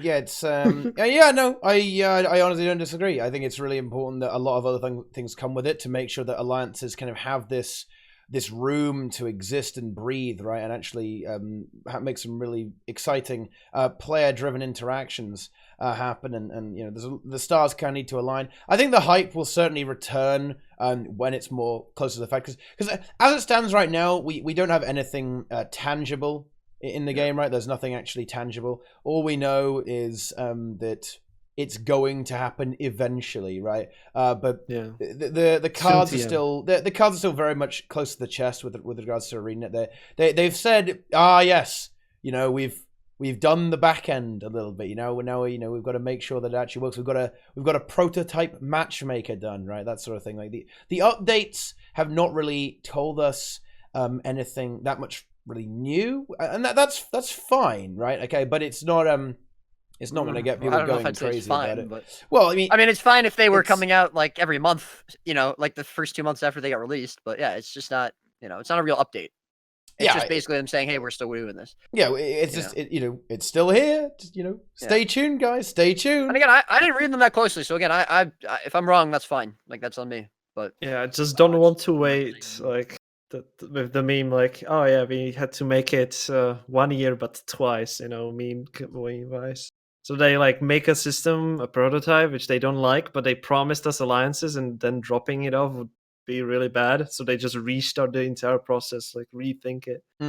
Just taking basically double the time. That would be a disaster. That would be a really big disaster. Yes. Yeah. I don't think. Yeah. Happening. I think stuff is. That's why I said 21. Like I think until 21 it might happen. So 2020 probably. I was going to say before we'll have a new president before alliances get released. Well, US might, yes. Well, yeah, that's my country as well, actually. I mean, there's just no way. Wait, no, guys. Wait, chat. Listen up, Twitch chat. I mean, look. There's no way. There's no way it's going to be more than a year. Guys, there is no way they can take until 2020, right? Like, chat. Do you guys seriously think it's going to be 2020? Are you sure about that? Where's Swiss, dude? There's just no way it can take that long to do something like this. It's literally impossible. What if Guild Wars 3 gets released before Alliances, Teapot? Then it will come with a lot. Then Guild Wars 3 will be Alliances. So basically, Alliances were never meant for Guild Wars 2. That's going to be a system in Guild Wars 3. Like, if they make Guild Wars 3, I just want it to be the exact same game, free upgrade, whatever. New engine which actually uses GPU properly. And yeah, everything content which was promised. Maybe new content, whatever. By the way, I think I said this the last time I was on T or something like along these lines, but I would love to be wrong. Like again, this is why I don't like being pessimistic or necessarily even optimistic, because I just don't want to like be saying, oh, it's never coming, or oh, it's coming tomorrow. I would love it if tomorrow we get, or Tuesday with this new living story, they're like, hey, by the way, here's alliances, but I just don't see this happening. It's just right now as it is. I really like the game, but it's just not. It doesn't. I can't be optimistic about the future of the game, I guess. But I'm still pretty hyped about the episode though. yeah. At I mean, least. I think it's cool. I think Living Story is cool. I don't really play it very much, but I know a lot of people like it. And I mean, the ones that I have played haven't been terrible, although I really hate all the NPCs. But if they keep on releasing the Living Story, that's cool. Like I don't have a problem with that. It's The last two episodes, fine, but it's story-wise, just- were really good. They were extremely well done, in my opinion. So I'm really excited for the next one. Speaking about the maps, well, the third episode, okay, yeah, that was a little bit of getting disappointing, and like if someone played Guild Wars 1 and played through that area, like it was super disappointing. But Consistency is a bit off in some of the story stuff. Like they have different teams working on different stuff, so you do get a different feel on each. Like all these, you get like 3 episodes in a row, and they're all like quite different in how they actually play out, like how the map is designed. So it's a bit odd. Actually. By the way, was there something more you wanted to talk about with alliances, or you just wanted to kind of get our opinion on? Well, we've been down that hole a very long time. Well, I don't know something specific you wanted to talk about. Well, I think we've kind of pretty much covered everything. I mean, we've talked about the reward system, like how it needs, if it needs to be packaged with other stuff, like the effect of the community, the influx of players to it, stuff like that, and how it can be made a success. The one thing that I think is really important is that this is for everything actually, and I really wish ArenaNet would do this more. Is kind of shout about it a bit. Alliances, in a way, I would like ArenaNet to just pretend that alliances is them adding world versus world to the game, right? Okay. Right. If you see what I mean, right? Like, imagine that world versus world doesn't exist right now. Pretty easy, honestly. Okay. I mean, yeah. Yeah, that's pretty easy, I'm afraid. Right. Ouch. Okay. So, and then ArenaNet needs to just go boom. We're hitting world versus world, man. This brand new cool game mode, open world PvP, right? Fight with your guild for the mists, right? You know what I mean? So cool. That sounds like something I'd enjoy. Yeah. Let's bring guilds into pretty Guild cool, Wars, right? Yeah. I think that'd be kind of cool. But I really want ArenaNet to kind of hit it hard and really promote this game mode, because I really think it is something they could really sell Guild Wars 2 on, right? Like for a start, you can kind of say it's kind of Guild Wars. I think it's just perfect for the game. Like, the commerce system works really well with it. It performs pretty okay-ish, okay? And it's a very good game mode for the player base of Guild Wars 2. I think it works well for the casual player, and it works well for the hardcore player as well. There's you can go into World vs. World, just chill out, talk with the lads, just talk to the boys, okay? Have a bit of fun. Bash some noobs with your goddamn necro wells, okay? Right, something like that. Or you can go super intense and you can have your 15-man kill squad, okay, carrying all the Zergs, right? You mean like kill the guild, or? Yeah. Well, no. No. Bazinus? No, maybe not that. Like, they might struggle with that a bit. But you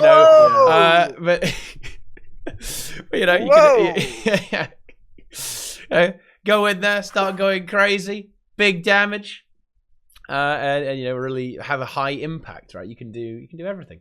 So there you go. I think it's a very good game mode. But I just really hope that when they relaunch it, they go hard, because the one thing that I think we can all agree on, certainly for alliances, is that this is kind of last chance, right? This is it. Okay. Yeah. If this doesn't drastically save World versus World, we probably aren't seeing any more updates for World versus World. Let's be honest, right? This is it, guys. Okay, so World versus World. Scary thought if ArenaNet was like, "Hey, we just developed this over the last 2 years. Now everyone will love World vs. World," and then they just decided to not update World vs. Well, not that they have been, but continue to not update World vs. World because they just are like, this is all you need. That sounds awful, like Dungeons. I'm not gonna lie. I mean, it's it might not necessarily, they might not necessarily think that, but ArenaNet do kind of, they'll say, aha, complete. It's done, right? Okay, haha, we finished World versus World. And then they go off to think about other things, right? I mean, I guess it just depends if they're gonna. I don't know. I mean, I guess we're talking about like the future of the game and everything, right? Like, it seems to me like they're not committing enough resources to the game in general. I don't know. I mean, this is just my perspective, but I feel like we haven't had a lot of content in general, right? Like, obviously PvE has the most content, or has had the most content releases. But it's just, we had 2v2s for a week, and that's essentially all that's been there for PvP. We've had nothing for World vs. Worlds in a really long time, and PvE has had 2 raid wings the last year and a half. Am I? Well, yes, and that's where I would draw a slight distinction. It's worth noting that casual PvE gets the most content, right? The hardcore PvE scene, or rather the raid scene, which in a way, like open world PvE is very different. Like, it's a different game mode to raiding, or like raiding and high end fractals, right? But even that scene is very much struggling. So, there aren't that many guilds kind of left over, right? With them, with regards to that scene as well. I mean, I just don't understand what's happening. I just feel like they're just there's nothing. I mean, I think for someone who hasn't played this game as much, like, obviously I have a very different perspective from someone who's new to the game or hasn't been playing for 6 years, because I've been playing since the beta. Ages of content at that point. If I just picked up this game, I mean, this would be the best game ever. I mean, all those posts on Reddit that like people like talk shit about, that are like, oh, I just bought this game, or oh, I just started playing from WoW, or I just started playing after not playing for 3 years. Those are all like, I understand them. It's legitimate, because, yeah. There's, and like if you ever watch Wood and Potato Stream, he talks about how like people who say that there's a content drought or that there's nothing to do in the game are wrong.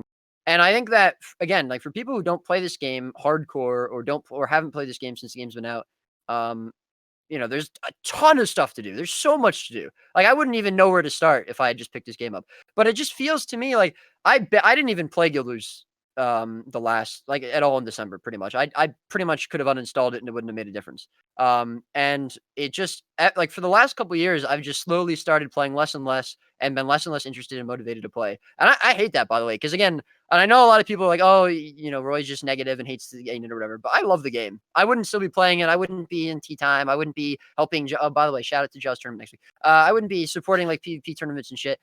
But I love Guild Wars 2, and it's the only game that I've really ever played or put a lot of resources into. But it seems to me like the future it's just a continuous downhill. I just feel, and again, I hate saying that, because I would love to have, want to play this game as much as I used to, but it's just, I don't know. I just don't feel as motivated to play, and I don't feel like it's really going anywhere, which sucks. Yeah, I think that's a sentiment that a lot of the more hardcore scene, the veterans, certainly feel. Like, I'd have to put myself in with that basket as well. I do find myself frustrated with the speed of how things tend to move on, right, and how things get addressed, like the communication issues as well, right. But yeah, it is very, as you say, it's very easy to lose perspective. There is a lot in the game. If we came into the game fresh, we would not be saying the same thing, right? Or if we were more casual, you certainly wouldn't be saying the same thing, because you will take a very long time to get through like 3 expansions worth of stuff, right? It's not like in a World of Warcraft expansion, like all of the content from the previous expansion is irrelevant, right? Okay, and it gets pushed. You speed through it, right? You ignore it, like, blah. Get through it, right? Get through it. It's boring. It's useless. And you just get to the end game, right? But in Guild Wars 2, like, everything in Heart of Thorns is still relevant, right? Everything in a way, like everything in the core game, the end game of the core game, is still relevant, right? You still have to journey through all of that, right? There is a journey to be had there, right? Like in a more conventional MMO, which has like a advancing progression, right? Vertical progression, continuously advancing on. Only the actual top part actually matters, right? But with Guild Wars 2, the end game in a way is the entire game to a certain extent, right? Like it is the journey to the end game is very short, right? And then it just stretches out in front of you, and they keep piling on stuff on top of it, right? And it doesn't become irrelevant as the game goes on. But once you get to the top, of that that pile of stuff to do, and you've kind of got through it all, then it sometimes it can feel like, especially if you're interested in a particular game mode, that it takes a little while for a while for a slice of your pie to come along. You know what I mean? And it's especially true if you take the game a bit more seriously as well. Like now, I know this is going to be a meme, guys. Okay, got some memers in the chat. Now we're going to have a meme here. Okay. I like but memes. The beetle racing. Okay. Oh, I wanted to talk about this too. The beetle racing for me is not really content. Okay, and that's fine, right? It was all right. I had a good time. I beat the beetle race. I got my scarf. It was all right. But okay, for a lot of players, okay, it is massive content, right? And there are players doing it every day. Like when the competition was on, you had so many people running this, right? Okay, and you still have people to this day who do them every day. Okay, Mada does them every day, for example. Okay, exposed, right? There you go. Mada is a hardcore beetle racer. Yeah. Is she gonna win that car? Yeah, she's the best beetle racer in the game. Okay, real. Okay, supreme beetle queen. But yeah, there's some stuff that just doesn't appeal to a certain type of player. Like if you only play raids, okay, you're gonna have to wait a little while. Like if you only play world versus world, then I mean you're fucked. If you only play PvP, then yeah, it's gonna feel like the meta just takes ages to develop. You've been playing Conquest in the same maps for so long, right? But if you play the game as a whole, you're probably going to have a slightly better time. Like I think if you want to play Guild Wars 2 seriously, you very much have to make your own content. I think a good example of this is what we do in Salt. We play a bunch of like meme builds, stuff like all the 2v2 tournaments with stuff that ROM does with Core and HOT, making your own content, like kind of playing, almost creating your own game mode in a way. You see people, players like Val. Yeah, I know, right? Okay, you have the entire GVG and World versus World scene doing that. Okay, you have Valen playing a bunch of other. He plays a different build every. He plays like, match. hey dude, he plays like the fucking funkiest shit ever. You're just parroting Deroy. No, I just it's agree actually with really him. interesting watching Valen stream, just because he literally plays a different build every match. Yeah. So making your own content is a big thing, right? Like that's kind of like the sane way to play the game, but it does suck. Like you have to understand both sides of the argument, right? Like and both perspectives, right? Just taking one position and then refusing to budge from it, that's just ridiculous, right? You have to be willing to at least consider the other side, right? No, you're right, and I mean I acknowledge that I don't really participate in any PvE content, right? Although. I watch your stream every day or whatever. I hang out in your Discord all the time, and I would say that I help with the rating tournament stuff. So I would say I'm somewhat part of the PvE community. But like I don't raid clear every week, even once. I don't do fractals ever. I haven't done probably the last 3 fractals that have been released or whatever. But it's I absolutely acknowledge that what I said before about feeling like the game's going downhill and there not being much to do. There's definitely stuff that I could be doing that I just don't really want to, and that's absolutely on me. But I also want to touch about like the beetle race, and I guess this is just completely wishful thinking.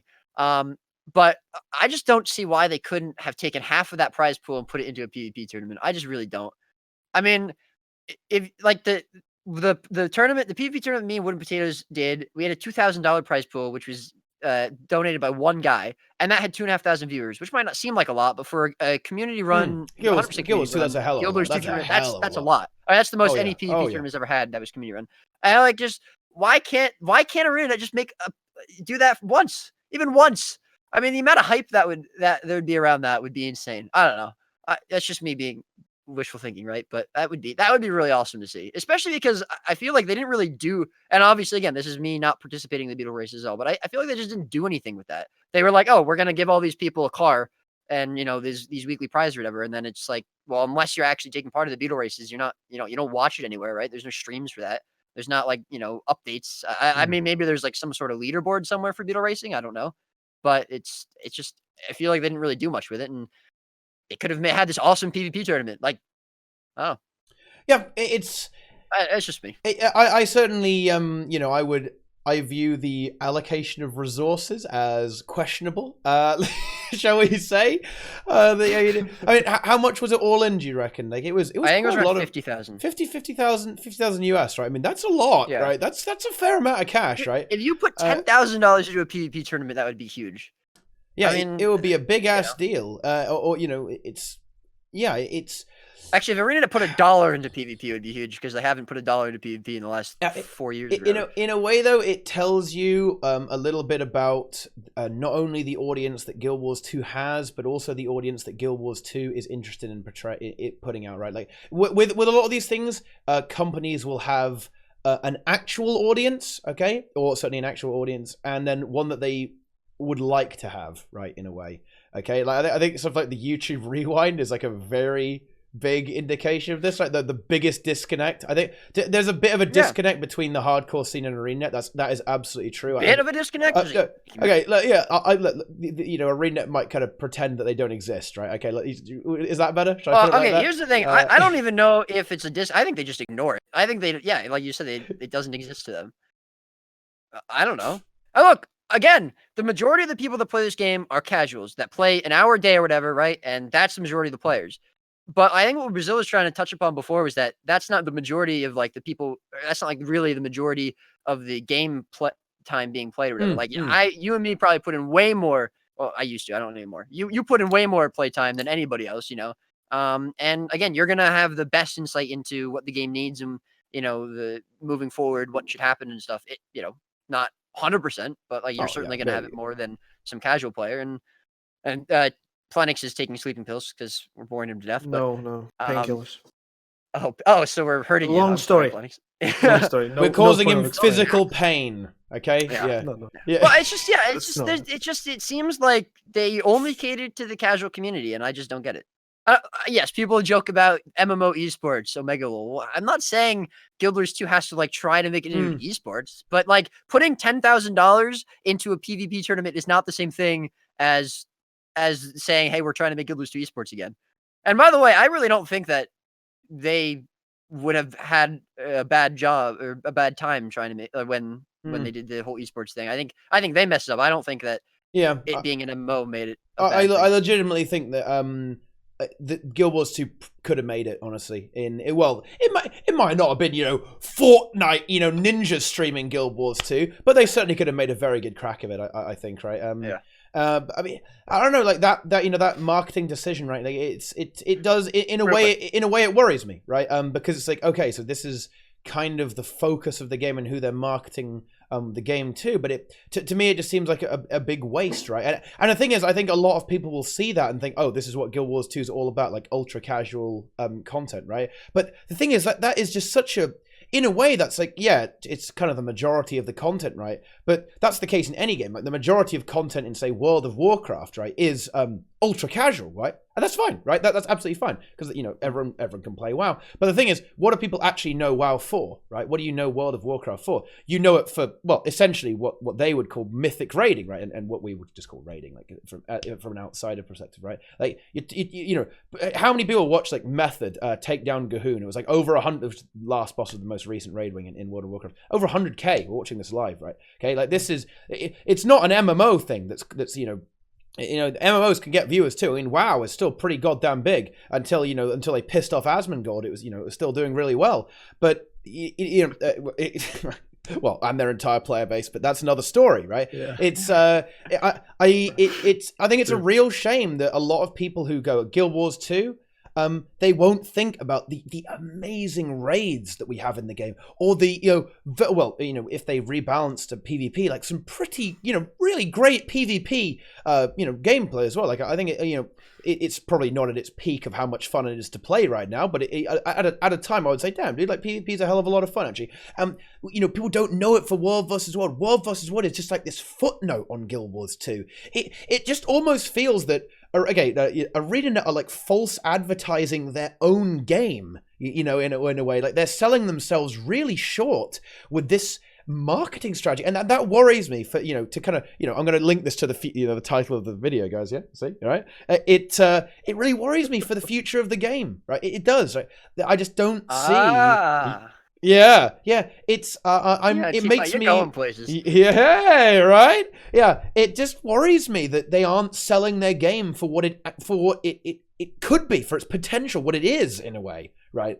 I don't see the qualities of the game reflected in their marketing, right? And that saddens me. Like, and the thing is, they have the stats. If this is what is successful for them, and it's generating players, it's generating clicks, getting that revenue. Okay, look, fucking, as much as I like it, ArenaNet devs got bills to pay, right? They got to eat, right? You know what I mean? Like they got staff to pay. They got like 400 staff or something, right? That they got people to pay, right? They got to get that cash, right? It's a business at the end of the day, and I do want to say that is that excuse kind of does wear thin, right? When you feel like the quality of the product is being compromised in a way, and I don't think the quality of the product is being compromised. I just think that they're just they're almost giving off the wrong impression and not using the game's full potential, right? It makes me sad, right? And if that's what's necessary to kind of pay the bills, then fair enough, right? But it's a really tragic thing that, in a way, I feel like the huge potential of this amazing game is being wasted.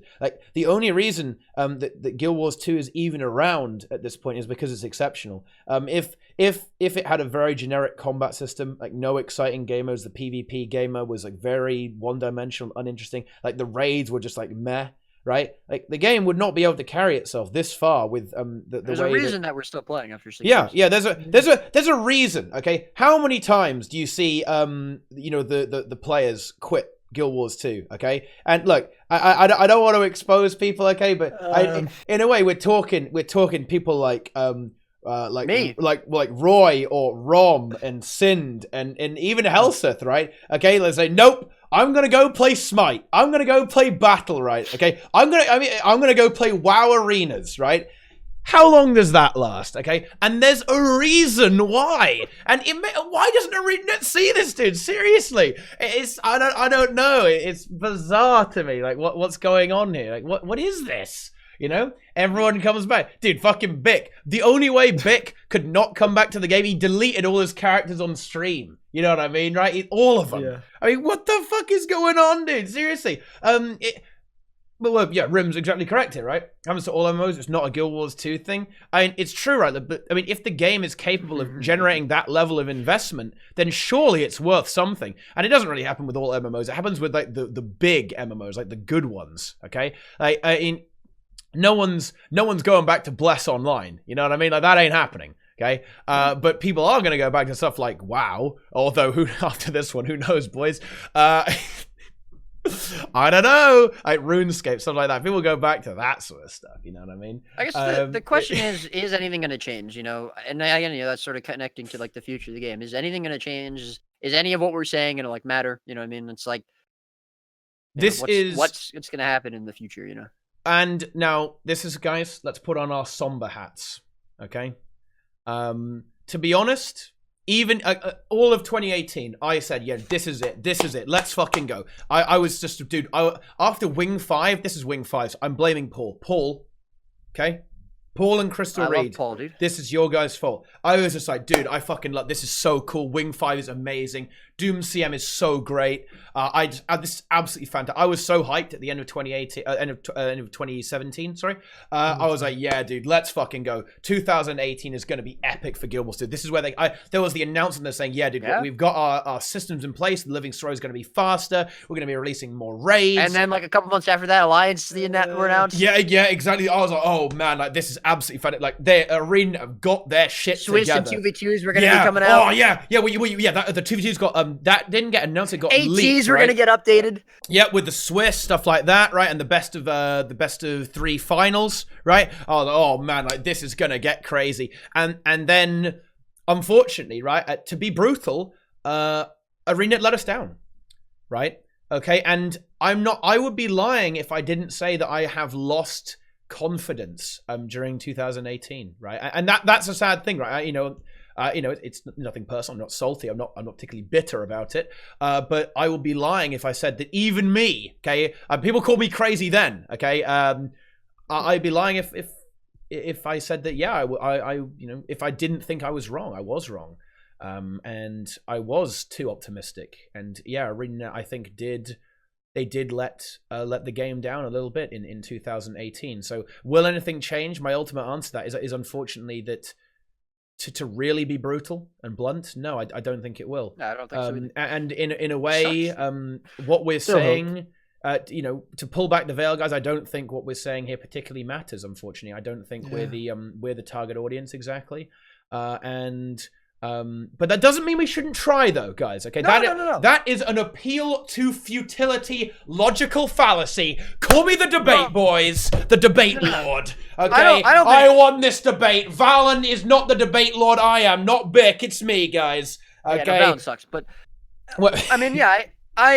I agree. Like, I don't think it's a problem. Like, trying, like I said before, when I was like saying, oh, they should put money into like a one-time PvP tournament. It's just wishful thinking. It's just saying like, oh, it's like wishing for a Christmas gift, But it's like, I mean, I'll look in a year from now. I'll probably still log into Guild Wars 2 every now and then if nothing has changed. Yeah. I mean, I see myself doing that. Obviously, I mean, right now I'd rather be, I'm kind of more focused on pursuing like a career, right? Yep. Like, outside of the game and stuff. So, when that happens, I'm not going to be playing it all. But like, yeah, I mean, I can't imagine that there'll be a time, assuming that nothing has changed in Guild Wars 2 and there's nothing else that I want to play, that I will ever say, no, I don't think I'll ever play Guild Wars 2 again. But it's just, I just don't see it ever going back to not even going back to what it used to be, but just being something that I want to do every single day and get really hyped about, which was sad, but I mean, that's just the reality. So it's, yeah, I don't know. It's just, it's unfortunate, but yeah, I guess that's, what can you do? Yeah, and to be honest, I want to echo that sentiment. I think I've got so many memories and so many stories from Guild Wars 2 that I don't think I'll quit until the server shut down. I don't regret playing this game at all. Ever. Oh, absolutely not. Yeah. And I think that it's really important that we don't get that twisted. I think, a lot of people say, oh, are you saying you don't like Guild Wars 2? Absolutely not. Like, honestly, I've already got my fun out of Guild Wars 2. If Guild Wars 2, if they say tomorrow, no more raids, alliances aren't coming, and also we're shutting down PvP because lol, okay? Then honestly, I'd be like, whoa, dude, what the fuck, man? Okay, but I would still be happy. Okay, that's probably log in. Couldn't think of something. You know what I mean? Lol. Why not? But still, right, honest, I wouldn't regret it. I would still say, you know what? Fair enough. I had my fun in Guild Wars 2. It was a good run. It was a good, I would say I had a good run, right? I would still say it was a good run. Yeah, exactly. We had memories, we have friendships. Yeah. That's never coming out, like, ever. Yeah. So the thing I will say though is that the hardcore community, like, yes, the game is really good. But I think I wouldn't be playing this game like alone. You know what I mean? Like, the reason I'm even playing this week and and whatnot, because like I said, I didn't play it all during December, is because I missed the community and I missed and I wanted to get more involved in like the PvP scene again for this tournament. It's yes, the game is really good, but I think without this community, like Teapot, if you like someone just said in chat, if you stop streaming, I would probably play this game less. If Jaw and Angels, Wooden Potatoes or Val, whatever, if everyone stopped, that I liked talking to and playing with, stopped playing, then yeah. I mean, all the people that I play World vs. World with, right, have basically quit, at least on a day. Like, I disbanded my guild. The guild I play with on a day disbanded, and I barely have touched World vs. World in the last 2 months. And, that's a reflection of that. Like, I've been playing more PvP because, there's still PvP people playing, but it's just, so, gradually, you're just playing less and less and less. And if that's the reality of the situation, that's the reality of the situation. But it's, it sucks. But I think that's just where it is. Yep. If tomorrow they announce alliances, hey, let's go, man. Oh yeah, I'm all on board. All right. If they're like, hey, Roy, we saw you on TeaTime. We're gonna put $10,000 into this PvP tournament. Come shoutcast, and I'm gonna say, hey, I love ArenaNet. I love Guild Wars 2. But it's like, I don't. Whatever. Wait, WP stopping streaming? Wait, is that true? Yeah. Wait, really? Actually. Wait, when did that happen? What the hell? That's really shitty. Was that on his AMA? That's pretty sad, actually. What the hell? That is unfortunate. I didn't know that. That's is actually really unfortunate. Goddamn. Is it because, I wonder if it's because he is doing other stuff, he doesn't feel like he has time to commit to stream, or if it's just not something he wants to do anymore, or if it's because of the game. I don't know. That would be, I don't know if he gave a reason. But that is unfortunate. Yeah. say what you want about Wooden Potatoes. He's an excellent content creator. Yeah, I think he definitely kept a ton of people in this game, in my opinion. to be brutally honest, he still does. I would say actually, yeah. I think, let's jerk ourselves off a little bit. I think the community in general, and I'm not just talking about content creators, guys, or public figures, right? Okay, I think the community as a whole does a very good job of actually sustaining itself across all the gamers, and I think a lot of people would have quit if you didn't have these community organized structures that keep the game fresh. These friendships, like in a way, like you can be doing almost anything. And this is not a Guild Wars 2 specific things, but if you're playing with friends, basically anything is fun. Okay, to be honest with you, and and I think that's absolutely true in Guild Wars 2. The communities that have formed are really, really, really quite special, actually, guys, and definitely sustain the game very effectively.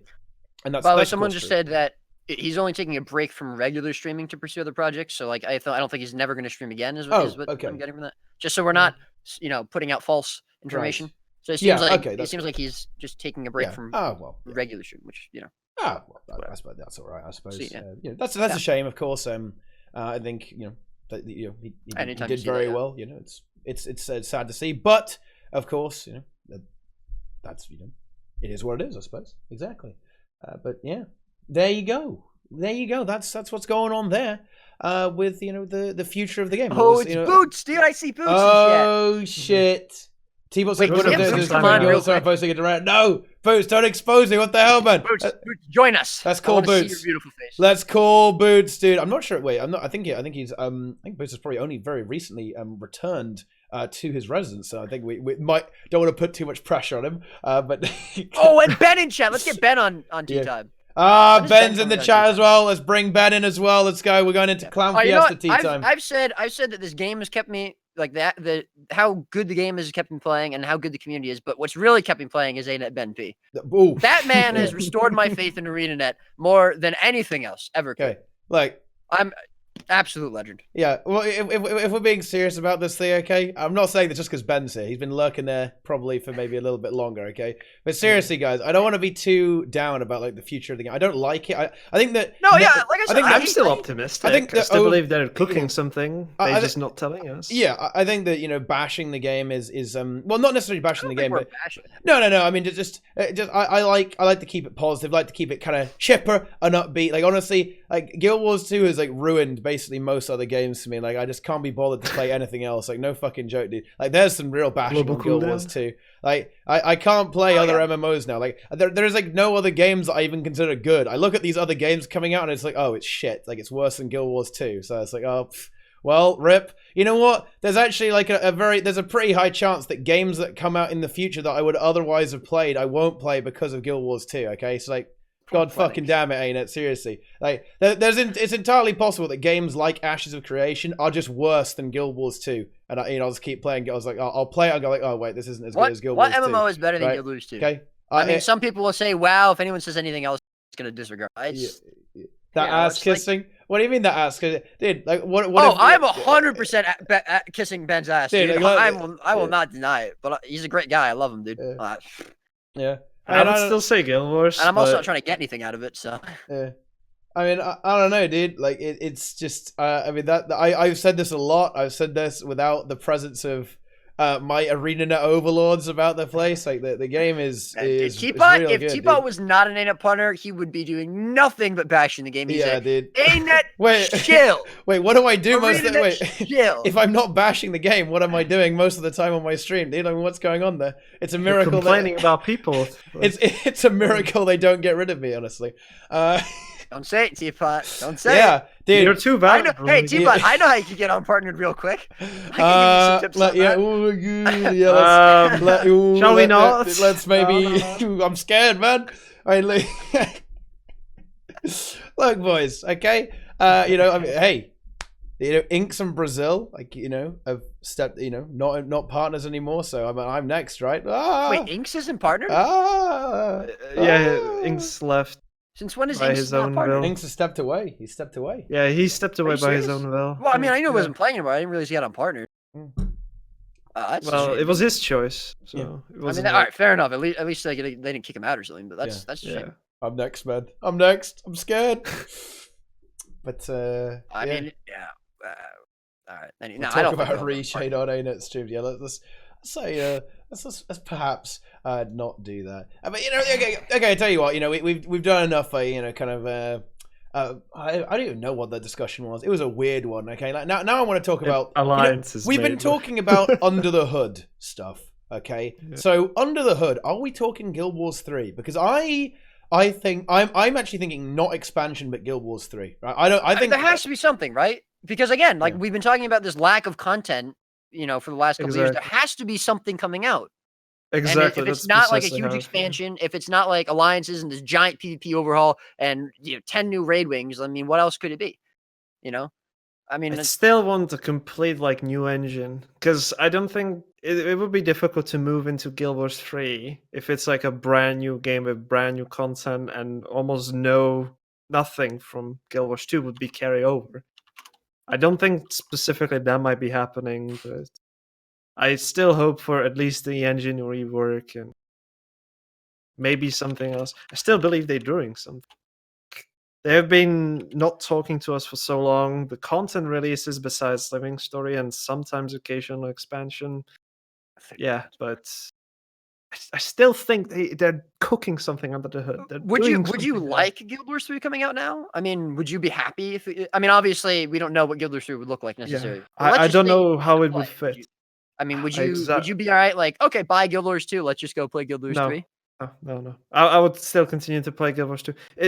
This is my problem. I love Guild Wars 2 to its core. I don't know what I would do, even if that would be brand new IP in Guild Wars, basically. I don't think what I would do.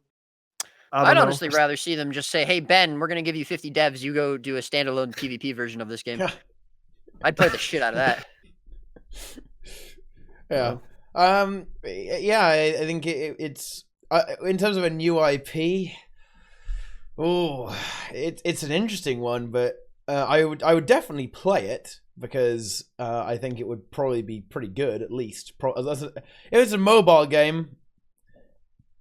Okay, yeah, that's obviously very great. If all this time they've been making a mobile game and focusing on mobile development over Guild Wars 2 development, then I'm done. Okay, I'm just gonna rage. That would make a lot of people just rethink everything they ever said about Guild Wars 2 being nice. They'll probably make money off of it, but I would have no interest in a mobile game at all.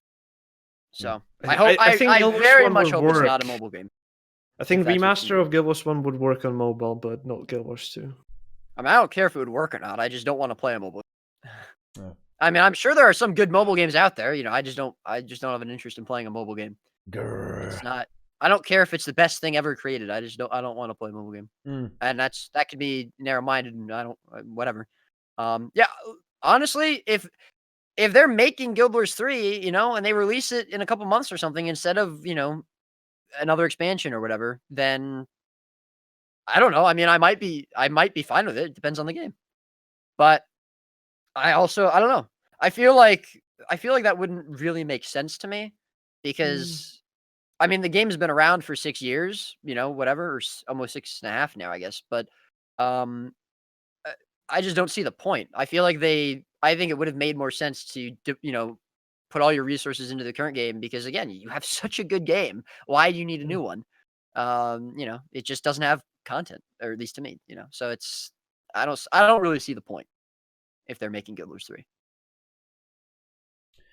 Well, Guild Wars 3 though, I think it's true that of course, they could focus a lot of resources on Guild Wars 2, but everything to a certain extent has a shelf life. And Guild Wars 3 might not necessarily be Guild Wars 3. It could be, what if they are kind of actually doing that, but it's essentially going to be Guild Wars 3? Like, what would Guild Wars 3 actually mean, right? It would probably mean a new engine, so they can do more, right? They can do more with the game, like push it further, stretch it out further, do loads of extra, streamline the process, right? What if they are just what if Guild Wars 3 is basically Guild Wars 2 remastered, Guild Wars 2.5, right? In a way, like it's still exactly what I've been saying. Yeah, that's great. Well, yeah, exactly. If it's especially like if they basically essentially take the same game and, as you said, new engine and all that, and like you can transfer characters over, I think, or accounts over. That would be cool, and I would be awesome if Guild Wars 2 had an updated engine. That would be great. I mean, that's one of the things that I think would make the game a million times better, especially for World versus World. I dream about the performance under DirectX 12. I can't shake it off. RTX honestly, enabled. Now, RTX enabled. I would rather have a brand new engine for Guild Wars 2 than Alliances at this point, honestly. Yeah, exactly. Yeah, that's No, what it's- I'm waiting for. I hope it's coming out. I don't know. One can only dream. What this guy just said, it's worth more making a new engine and porting Guild Wars 2 than making a new game with, you know, I mean, maybe. But I kind of would rather see that as well. Because I just, you know, obviously, like you say, every game has a shelf life, although World of Warcraft lasted forever. And I mean, it's still... isn't, you know, dead. They essentially did kind of do what we just described, though. That there's been a lot of they fully reworked the engine as well. Yeah. Yes. So that could be a very good approach, right? To Guild Wars 2 to essentially do what of course that the concern there is, of course, you know, that was probably not easy, and Blizzard is a very big company, right? So you know that's a lot of research. Well, yeah. What we're saying here is not what we're saying we think is going to happen. I think again, like, this is all stuff we wish would happen. Yes. Or we're contemplating is possible. I don't know, whatever. But so what do you guys think is more likely? Do you guys think that Guild Wars 2.5 or Guild Wars 3? 2.5 for me. No, I don't see that happening. I don't know. I mean, it's just it. I would like that more, but I just don't think that's gonna happen. I don't know. 2 = 5. Yeah. Oh yeah, we need the third option. It's either Guild Wars 3, Guild Wars 2.5, or nothing. Just a secret expansion, or nothing. Yeah, okay. I mean, you know, like I said, I assume they're working on something, but maybe it isn't Guild Wars 3 at all. Maybe it's just another expansion, and they, you know, and with 5 maps and a living story DLC amounts and 9 new specs. Well, yeah, you know, just to kind of call back to earlier when we were talking about expansions in general, it's entirely possible that after episode 6, which, well, if there is episode, if it's not just 5 episodes, like Plenyx was talking about, it might being 5 episodes. What if they just drop like, yeah, guys, by the way, expansion coming up this summer? Yeah, there you go, enjoy. Right? I mean, that would be cool, but it depends on what comes with the expansion. Again, I don't want to see 9 new specs and some PvE maps, because that's basically what POF was, except with mounts, and obviously they can't re-release mounts. So, well, alliances maybe. Huh? Sure, there is a chance, right? Except the thing is, I feel like that's kind of cheap, right? If they release alliances with an expansion and be like, oh, this is like world, you know, like, oh, look at this world. It's like you already announced alliances, like we already knew this was coming. Yeah. I'm not saying at least releasing it with an expansion is a bad thing necessarily. I'm just saying they can't market it as new content that was unannounced before. Alliance mastery. You have to. Oh my god, dude, that would be great, man. Like imagine that, like all the they're like forced to grind, and you know what? They put it back to like proper grind as well. You have to grind the fuck out of the XP as well to get back to a new race, dude. I'd be okay with a new race. That would be cool. Tengu. I mean, I don't think we're going to see a new race or new classes though, because I think they've said multiple times they don't want it. I mean, maybe they go back on that, which would be fine, but. Like Brazil was saying before as well, I would rather have 3 new classes than 9 new elite specs. But yeah, but hypothetically, if they would add 3 new classes, would they also add the extra 2 elite specializations? Yeah, they'd have to, I think. Like, which yes, otherwise it would be disbalanced. That would be 9 new things, but I mean that would be. I just think people would prefer to see that, because instead of saying, "Oh, this is a different way to play Ranger," you get to play Monk or you get to play Dervish or whatever, you know, which a lot of people want. But a lot of like Guild Wars 1 stuff is kind of fused into some professions, like Revenants. Obviously, basically other mixes. Yeah, I don't know. I mean, look, end of the day, what I really expect is I don't think there's going to be anything huge coming out. I don't know. I just can't expect anything huge. Maybe, but I don't think there's anything like really, really big coming. I just think maybe they're not doing anything.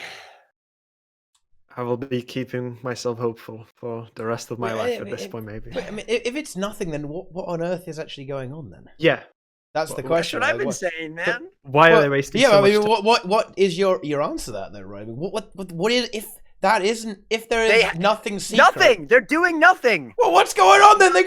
There's loads of them. There's like 1 billion ArenaNet people. They're going crazy. Well, okay, but I just, again, if they really are working on all this shit, why don't they say anything about it? It's ArenaNet. They never say anything, dude. They tell you about a raid wing like 2 weeks before it releases. Racing, exactly. Yeah. They're all beetle racing. I don't know, man. I don't know. I just feel like if for the last 2 years with almost with very little content releases, they've been working on a new game or a new expansion or whatever, and they don't say anything about it. It boggles my mind that they refuse to let people know that they're actually doing things. Because like I wouldn't be saying, oh, I have no hope for the future of the game, or oh, I don't think the game's going anywhere if I knew the game was going somewhere, or I knew there was something coming out, you know? Yeah. Maybe they don't want to overhype. Like they announced right? that Okay, yeah. alliances are coming, Yeah. and They now they're announced just alliances. over the hype. And what if they would announce a new expansion? It's coming next year. Yeah, Okay, just but- be happy or something. I don't know. I mean, all right, here's the argument though. Do you think that it would have been better if they had never announced alliances and until they were really ready to release it? Or because I don't think that's true. I've thought about that. I think but there I don't- needs to be continuous communication. I don't like talking to us is very important in my opinion. Roy, if they would tell you they work in Guild Wars 3, you would not buy gems in Guild Wars 2. That's not true. Oh no, that ain't Wow. true, That's dude. not true at all. you are First of all, you're talking to the wrong person. Yeah, All right. there you go. Well, I could not buy gems for the remainder of my life, and I would have bought more gems than most people in this game. But yes, if I'm still playing the game, there's no subscription fee to it. Why would I not buy gems if I want an outfit or a mount skin that comes like what? Substitute your subject. That doesn't make any sense. It's also worth knowing that there's probably going to be some crossover between if they do Guild Wars 3, there'll be some crossover as well. Like between Guild Wars 1 and Guild Wars 2, there was the Hall of Monuments. You could actually get titles and skins from playing the previous game. Honestly, if they did something similar to that again, I would actually expect that to be extended to be more than the Hall of Monuments, like more stuff, more items, more skins, stuff like that. I wouldn't, for example, I wouldn't be surprised if like if your legendary weapons carried over as like a family heirloom into Guild Wars 3, for example, right? Maybe legendary armor as well carries over into to Guild Wars 3 in some form, right? Like not something like that. That can definitely happen. As far as what you're saying, Plenyx, is like they don't want to announce something and then people get hyped and then it takes too long to release, right? What I think they should have done with alliances, when they announced them, was just make it very, very clear that this was not something that was going to be happening soon. Yeah. I like if they had said, kind of made it though. Well, but I feel like if they had said, okay, a lot, we're going to make this is what we're working on. It's not going to be out for at least a year, right? People would have been like, okay, so it's not going to be out for at least a year, but at least we know that this is what they're working on. And then if somehow they released it before a year is up, I don't think anyone would be like, "What you said it wasn't going to be here for a year, you can't release it yet." So they did say that. I don't think they explicitly said that though. They said it's a very long way out. I think. By the way, I'm not saying that like when they announced it, saying, "Oh, maybe it'll be 6 months," was right. I'm not saying that at all. And I by the way, when I think again, if they did it with an expansion, that's my point. If they did that with releasing or announcing that this is what they're working on. And they absolutely said it was going to take a long time. People who said that it was going to take 3 months or 6 months were wrong, and they shouldn't have said that. I'm not arguing that at all. Like, I never said that they said, "Oh, it's coming out in a month or something." That's not what I'm Everything saying. is very ambitious these days. All I'm saying is, if they make it clear when they announce something that it's going to take a very long time, there you go. Yeah. They also never said it was going to take more. More communication overall. Yeah, I mean, would be nice. I don't know. I mean, it's very easy for me to say this, but like to a certain extent, like I think communication communication and kind of having to like bite the bullet on the community, bit of a blowback on the community. Sometimes, like surely that's got to work out better than just like being completely silent, right? That's what I think. Like there are going to be dickheads, right? Okay, going like, "Oh, it's fucking shit, Arena, it's fucking shit." The thing is, like, look at the forums now, like how that's already happening, and they still don't say anything now. Look at these goddamn degenerates, dude. Like, it's already happening, guys, right? Don't look at the forums. They're very already, sad. dude. I was disappointed in the community by just watching them and looking at that. There was not much communication, and let's look at the top posts on all time on Reddit. Oh, actually, wait, this is actually a bit biased now. It's like the top post at all time by over 2,600 upvotes is Mike O'Brien responds to the incident. Okay, so maybe that's a very bad example. What incident are you talking about, Teapot? The Deroya incident, okay, is what Yeah. it is. But you know, look, it's just there's no communication. There's the community is already like going crazy. But look, okay, now I know ArenaNet definitely knows this, but I'm going to tell you something special, guys. Okay, like online communities in general are always going to be like this. And yes, like you can say, well, it shouldn't be like that. Well, I mean, you know, there probably shouldn't be world hunger, but still there, you know? I mean, you can't just like say the problem shouldn't be there and it goes away. That's not how it works. I mean, I just compared Guild Wars 2 communities to world hunger, by the way. That's an analogy right there, boys. Okay. It's just, yeah. People are always going to be dickheads. Okay. And I think punishing like the silent and satisfied polite majority just because you don't like a vocal minority of people who are just like yelling and screaming and you know they've got a Twitter account. I mean, come on, man. I just don't think that's a good policy, right? I think and honestly, over time you would probably see the community be sated. Like if there was a few promises that you know they weren't over ambitious, right? Okay. And you know got delivered on, I think eventually like even those elements would calm down, and in a way I do think that the community does police itself, right? I think it's not overly negative. I can get a bit circle jerky sometimes, but honestly it's not that bad right now. I think everyone's in fairly good spirits in general, you know, on the whole as it goes. So I mean, yeah, I don't know. It seems pretty okay. Talking about Salt or ArenaNet. Yeah. Yeah, I mean, Salt is a a bit part of Salt that anymore. is a little bit spicy, dude. Okay, he's a little bit spicy. Do you think it's worth to play this game again? Yeah, but Yes. I don't think any. Yeah, of course it is. I mean, You hadn't played maybe in a not while, for a really long yes, time, but it's certainly always fun to jump back into. You know, I don't know.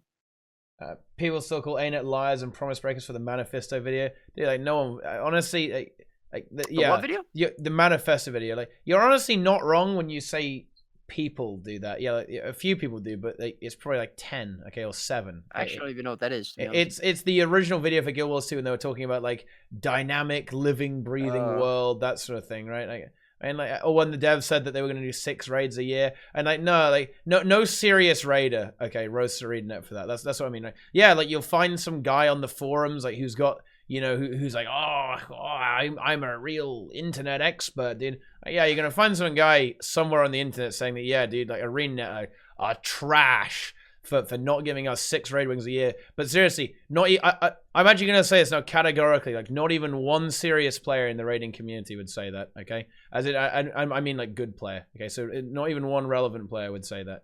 Seriously, like no one would say that about the 6 raid wings a year. Like, yeah, dude, of course. Like, of course, I mean, yes, that was ambitious, but I like ambition, okay? Like, you know, did that happen? No. Is it kind of funny? Can we laugh about it? Yeah. Like, is that the same as, you know, can you, like, bash them for that? Like, no. Come on. Yeah. That was, like, a slightly insane thing to say, but you've got to respect the balls, okay? I like that, okay? I do. You know, 6 raid wings a year? To be fair, in fucking hell hindsight, yeah, they probably shouldn't have said that. Yes. Okay, but do we need to give ArenaNet a hard time for it? No. I mean, yeah. And is a reasonable person gonna give someone a hard time over that? No, I don't think so. Right? No, I mean, okay. I'm sure ArenaNet has been like, yeah, we obviously aren't gonna release 6 raid wings a year. That was an overestimate, and everyone's like, okay, well then take what we can get, you know. But yeah, it's. I mean, I said this before. I would rather see them try stuff and make mistakes than do nothing at all. Yeah. Yes. And you know, say things. Not like just outright blatant lies, obviously, but say, hey, you know, we're going to try doing this in the future, or hey, we would like to move towards doing this in the future, or even what do you guys think about trying, you know, this thing in the future, and then getting, you know, negative feedback or whatever, or not being able to necessarily deliver on it. Well, I mean, I don't know, anything. I just want something, is basically, you know. I think that's another thing, and with regards to, you know, we were talking about a bit of a disconnect between ArenaNet and the community. I mean, how are you going to bridge that gap if not for communication, right? Now, to be fair, as I understand it, there are actual, this is no secret. There is a PvP Discord for feedback directly to some developers on that Discord to talk about PvP. And there is actually one, incidentally, for PvE balance as well, and one for World vs. World as well, of course. So yeah, there you go, right? That's pretty cool. So there are these things, these things that the community has set up that do actually exist, right? So you have that is going for the community in a way. So that, Although I there's think obviously some the effort. question then would be, how much impact does that actually have? Well, I don't know, to be honest. Yeah. We'll have to see, but hopefully, In my opinion, not a lot.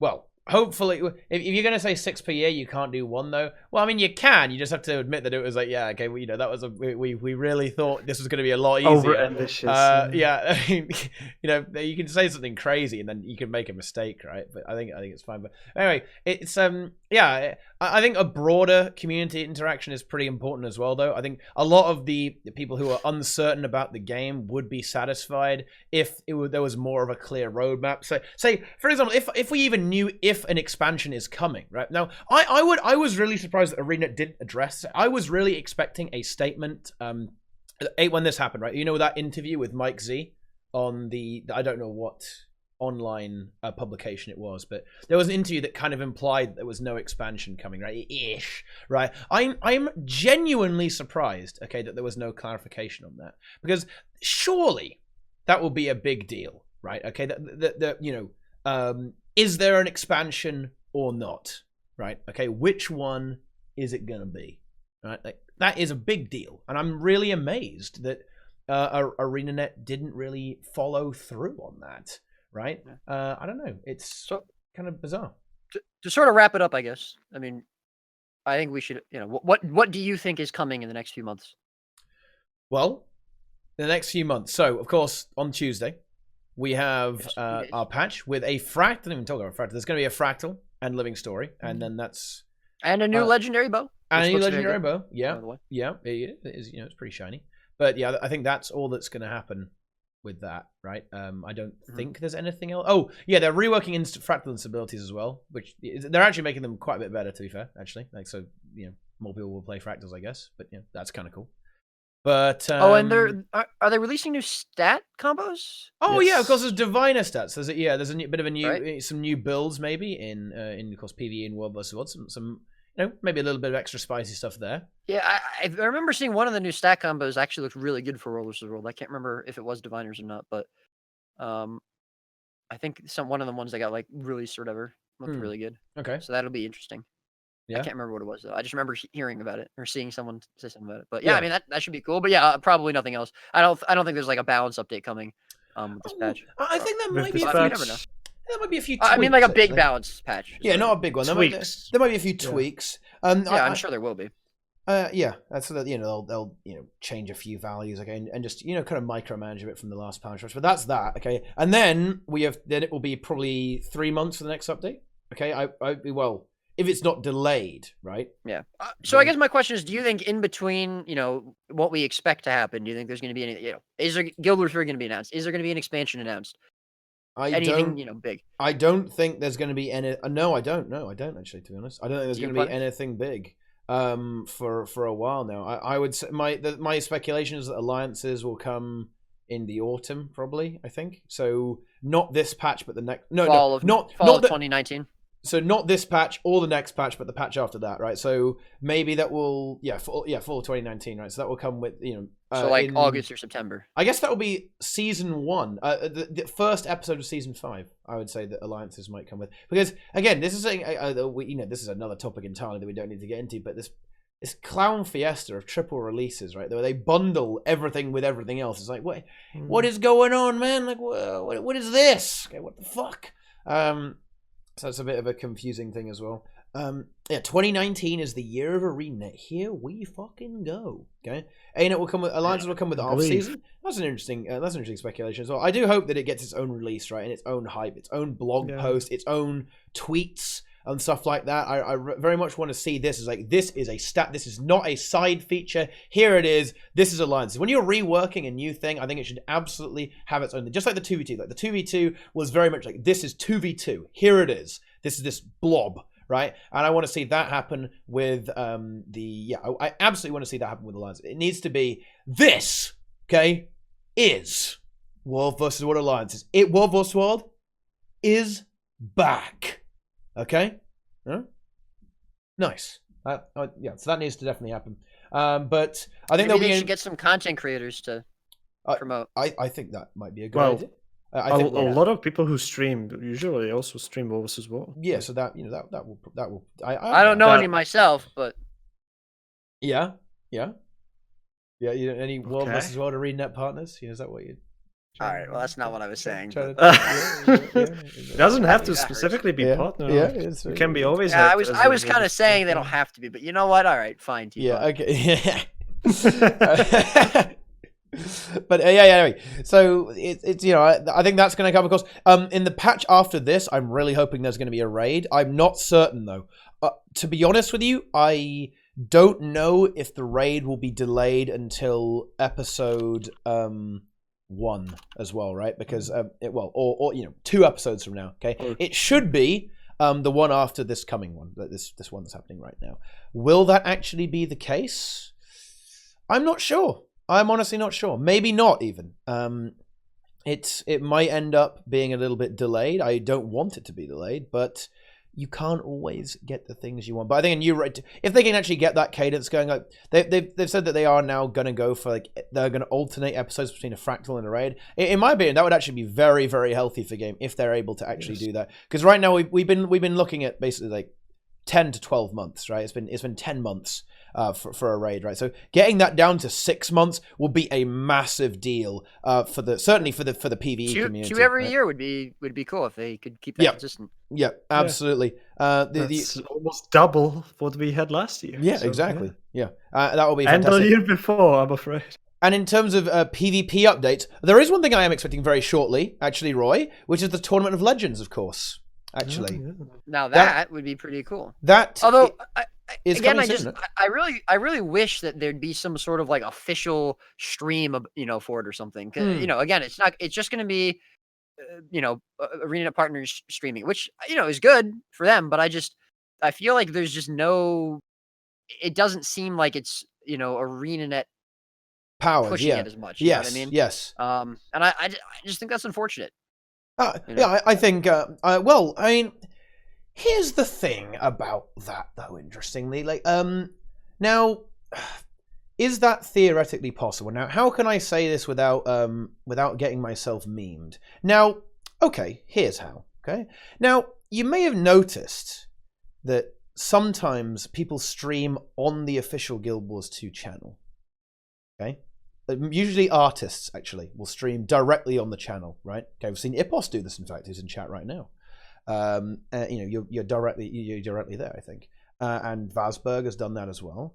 So I mean, this is something. Put it like this, guys. This is something that actually is available if content creators of ArenaNet are, go for it. This is something that can be obtained.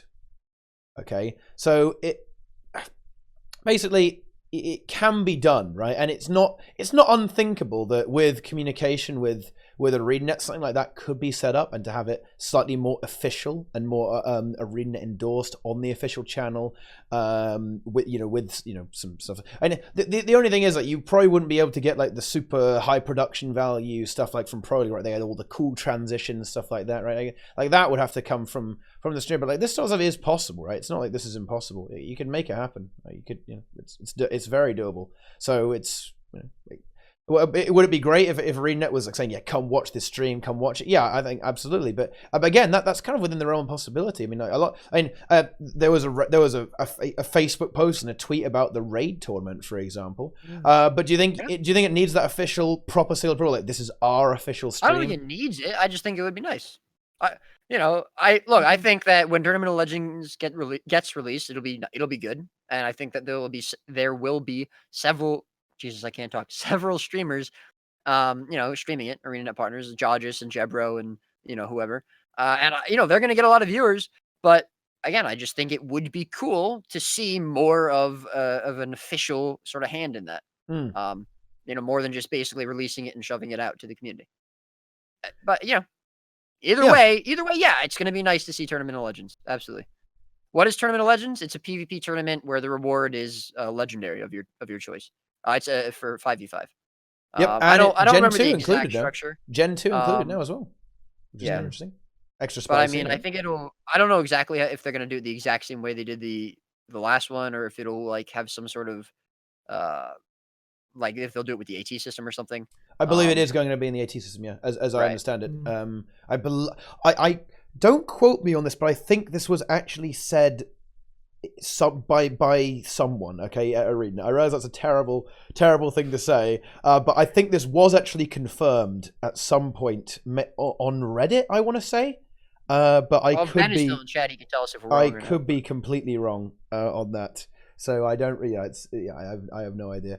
But yeah, you need to get good in PvP. Yeah, you got to get good and win that dank legendary. But to be fair, there are rewards for quite a lot of people as well. You know, it's not just first place that gets something, but you know, it's certainly an exciting proposition for the PvP scene. And it's nice that they're bringing it back because it was a cool tournament, and it'll be probably the biggest tournament they've done since Worlds. So it's it's good to see. But again, it'd be nice if it was more often, and if there was more of an official sort of nod to it. But. Yeah, and I think the concern, I suppose, this is a bit of an odd thing to say, but I think the concern with like endorsing something too much on ArenaNet's part, even if it's on their stream, is that you know, I guess they don't have absolute control over the content. Like for example, when they had Worlds, like Pro League, stuff like that, it was their team effectively running the show, right? But if they say, okay, Georges, you are the man, okay, you're the man, right? You're going to be in charge of doing. You just have to tell him if you can not say certain things. I mean, I suppose so, right? But I mean, it's I guess that. No, you're right. Yeah, but you know what I mean, right? You know what I mean. There's a risk. I'm just trying to kind of play devil's advocate here to a certain extent. You're absolutely right. There is a risk with that, but I mean, there's. I'd say there's a risk with that all the time. Yeah. No. I mean, and don't get me wrong. I completely agree. I think it would be awesome to see some really official stuff, like for everything, right? I mean, I would love to see official raid tournament, official PvP tournament, official world versus world stuff. The thing is, there's not a. I mean, I don't want to say the G word. So you know, but yeah. But GVG. Yeah. What? Roy. Oh, my bad. Sorry. Cut it! Honestly, at this point, I think if we got, if I said this before, if Guildhall instancing was changed so it's not PV balanced, I don't think any GVGer would complain for the next 3 years about anything. Honestly, I can't believe we haven't talked about that. I wholeheartedly agree. Like that is the change. That would because you can run tournaments. How have we not talked about this, by the way? What the fuck, dude? We haven't talked about how the guild system is like deader deader than fucking dungeons, dude. Holy shit! I would really like to see more implementation with the guild system. I'm not just talking about GVG either. I mean, just stuff involved with guild, because like I don't do guild. Like I used to like gather up for guild missions and stuff, and it was fun. I'm sure people still do them, but I don't know, like an update to that or something. Well, Plenyx? I still do them, yes. Yeah. I mean, I don't know, just anything to upgrade the guild system or whatever. Yeah, I want 20 guilds basically. Oh, yeah. I mean, can we talk about why isn't ArenaNet selling me guild slots? Do they not know how much fucking free money that would be? Like, real talk, dude. That would be a ton of money. I actually know why. It's because I think it's really hard for them to rework the UI for technical reasons. But you know that's why they're not doing it. But I mean, damn, dude, like that's the next mount skin. That's Guild Wars 3 funded right off the bat, dude. Because I'm gonna like buy 50 guild slots. Not 50, but I definitely buy at least another 5, like at least, because you want to have those meme guilds, right? I want to get some meme guilds for a start, but then you actually have some additional guilds. Like for example, like if I want to join another guild, right? I'm in Yummy's guild. I mean, I don't really play with Yummy's guild. I don't want to leave Yummy's guild. What the fuck, dude? It's like there's guilds that I don't ever play with, but I still want to be. Yeah, exactly. I don't want to leave that. And it's what the hell? I mean, I'm not even in my own elitist raiding party guild. I was going to say ERP guild there, but I have to log on to an alt if I want to use a different guild. Yeah. That's just like, what? Come on, man! What the hell is going on with that? That's ridiculous. Which is very ironic because you can only have one. Now we're complaining about only having 5, but hey, here you go. Yeah. I think guild system in general needs retouching. But this is the thing. Yeah. I should have said this when I was referencing like ArenaNet's tendency just to kind of do it, leave it, do it, leave it, do it, move on, make something new instead of improving on a current system. I think the guild system is a perfect example of that. They implemented it into the game, right? They put this guild hall system, which was long requested, by the way. This is a big feature in HOT.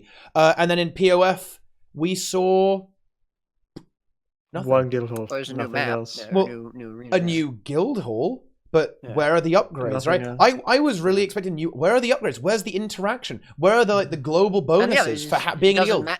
Yeah. Yeah, who cares about the guild hall? Like, yeah, I mean, it's like, oh, I spent 100,000 gold on upgrading my guild hall, and it looks cool, and that's about it. It might be plans for the alliance because then it would has to be a new UI and stuff like that. Hmm. Maybe Yeah. Yeah, I mean, hey, that would be Ooh. a nice bundle. That's an interesting one, actually. A very interesting one, Plenyx, to bring it back to alliances a little bit. That the UI will be changing, right, for alliances because you will be able to designate a world versus guild. world guild, Yeah. right? You'll be Yeah. you know if you're in 5 guilds, you've got your PvE guild you do raids with, you've got your world versus world guild, and then you've got like I don't know your fucking like triple trouble killing guild or some shit. You know, obviously you don't want to do world versus world with your triple trouble guild because you know they're gonna go like where are the big worms go? They're gonna like spend all day killing the fucking grub in EB. You know, like that's not what you want. Okay, so you need to be able to select what guild you actually want to play with. So there is going to be a rework to the UI for guilds. So that maybe something more will come of that. Maybe with alliances, you'll actually see that that 500 gem extra damn it, guild. you're slot. getting me excited about stuff now. Yeah, and that's pretty exciting, right? Calm down. If they were ever going to change guild halls to function, to kind of facilitate GVG, if they were ever going to do that, which they should because the system is fucking busted, by the way. It's not, even if they don't do it for World versus World or for GVG rather, they should do it because it doesn't work, right? I mean, you can't get in the same instance. The instinct issues are really annoying, right? Okay, that's all, you know, they should fix it just because it doesn't work very well, okay? But if they were ever going to fix it for the purposes that it gets used for mostly, which is GVG or dueling, stuff like that, and make it so you can select the balance, or just, to be honest, they should just set it to World versus World, in my opinion. It would come with alliances. If they're ever going to do it, it will come with alliances. But to be honest, my time, you know, just so we can say that, because I never said my timeline for alliances. Oh, no, I did actually. I said fall, yeah. Okay, never mind, cancel that. I was just going to say that again, but yeah. So guys, stay tuned. Guild hall balance fixing and new guild slots coming in 2 episodes' time, roughly. There you go. Yeah, you'll see. Yeah, yeah, we will see. There you go. It's done. I have set that shit up. Pretty interesting. I had to leave my RP guild. Yeah, exactly. Your RP guild, the ERP guild. Yeah, dude. Like, no, I don't have a guild for ERP. Okay, like you got to keep that shit on the download, dude. Okay, yeah, you just got to get in that. Hurrah. That hurrah, you know, that corner because it's mana, you know what I'm saying? You gotta get that good shit. That's nice. Anywhere Mata is. Yeah, it doesn't. A new guild hall, but it's actually CM. That would be interesting. Yeah. Okay, so well, I mean, on the guild system actually, like Plenyx, you're probably the most involved in the guild system because I don't even use the synths, man. Okay, and I love synths. Yeah, well, you don't do anything in the guild hall as far as I know. Yes, I do nothing. I did your treasure hunt, which was pretty cool. Okay, but other than that, not a lot actually happened. Okay. Only 5 people in the entire Sword Guild finished it, by the way.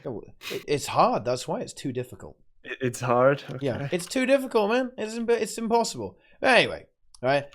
What kind of features would you be looking for? What do you think they should add to the guild system and guild halls in general? I want to be able to invade other people's guild halls and destroy it. I think persistence in the guild halls would be nice. So you can, when you log out of the guild hall, you can stay in the guild hall when you log back. Because right now you always have to enter G. But someone like me who spends some time there, not only like doing actually scribe crafting and stuff, that would help. You know, it'd be so cool if you had to fight through enemy groups in World versus World to unlock a guild hall instead of going in PV. A special World versus World guild hall. One dedicated. I mean, that is a bit of a pipe dream, right? Like, imagine one that has like a huge guild arena as well, like just for a certain activity that we won't talk about, like mashing into each other. Because I know this is I know a lot of people, perhaps even the developers, aren't the biggest fan of this, but what quite a lot of players in World versus World really want is kind of just, you know, like a nice flat open There's- plain to like bash into, I don't think right? I you don't know? think there's Nothing been in a it. single more like there's nothing that's been more requested by the hardcore or the GVGers than an area to GVG in, and there have been several things given to us that haven't actually fulfilled that desire ever. You know, which is nice, I guess, but it's just it's never actually fixed the problems. Yeah. I mean, I think the single biggest issue with any arena has always been that you can't fight groups that are not in your matchup or different color than you, right? And Edge of the Mist Arena doesn't fix that. Guildhall doesn't fix it because you can't fight in Guildhall because it's awful. Obviously, the OS Arena doesn't fix that. Obviously, fighting on a Borderland doesn't fix that. But hey, I really I'm sorry. I didn't mean to get. I always felt like when announced, I was extremely happy because my guild, when we gathered, before each guild missions, we gathered at there's a beach in Soundtown Cove where your character actually has underpants and it's like a swimming beach. It's kind of interesting. That's where we all gathered before guild missions. And when guild halls were announced, that was amazing. I was like, oh, perfect hub, perfect community. But I always thought guild halls will be like a hub for the guilds, community, where we can gather, we can decide where to go, what to do from there. Can you it's not jump like to that. guild missions? Because I know there's a guild portal in Guildhall, right? Yes, there is guild portal that teleports you to missions, yes, but only some of them. Okay. The specific ones where you need to you don't know where to go usually before the guild mission, at least that was how it used to be done. So let's say bounty, which is exactly almost the same as bounties work now. You select a bounty, you have 15 minutes to kill, let's say, one target. You don't know which target it is actually. And when you start up, time is up, it opens up the NPC, and then you need to kill it under that time. So you don't know where to go, so the guild portal cannot take you there. So a lot of people had to do map completion so they can join this, or when we found the NPC, we had to wait for the other people to come from other maps. It wasn't that much pleasant, but still worked. Someone in chat said some sort of in-game guild listing. That would be really cool as well. So you could put a recruitment post in game. Yeah. Instead of having to spam map chat, that would be nice. There's a subreddit for that as well that helps a lot. Yeah, but I mean, it's not exactly. You have to go to Reddit. Yes. Yeah. No, which isn't necessarily an issue, but it's come on. This is how many people read that? This is a whole other can of worms, actually. The lack of social features in the game. Right? Yeah. Now, you mentioned that before. The limits on some things like the mail post as well. This is something that does bother me a bit, but I actually think it's a design feature of Guild Wars 2, not a problem. I think this is intentional, right? The game is very much a single player game in a way.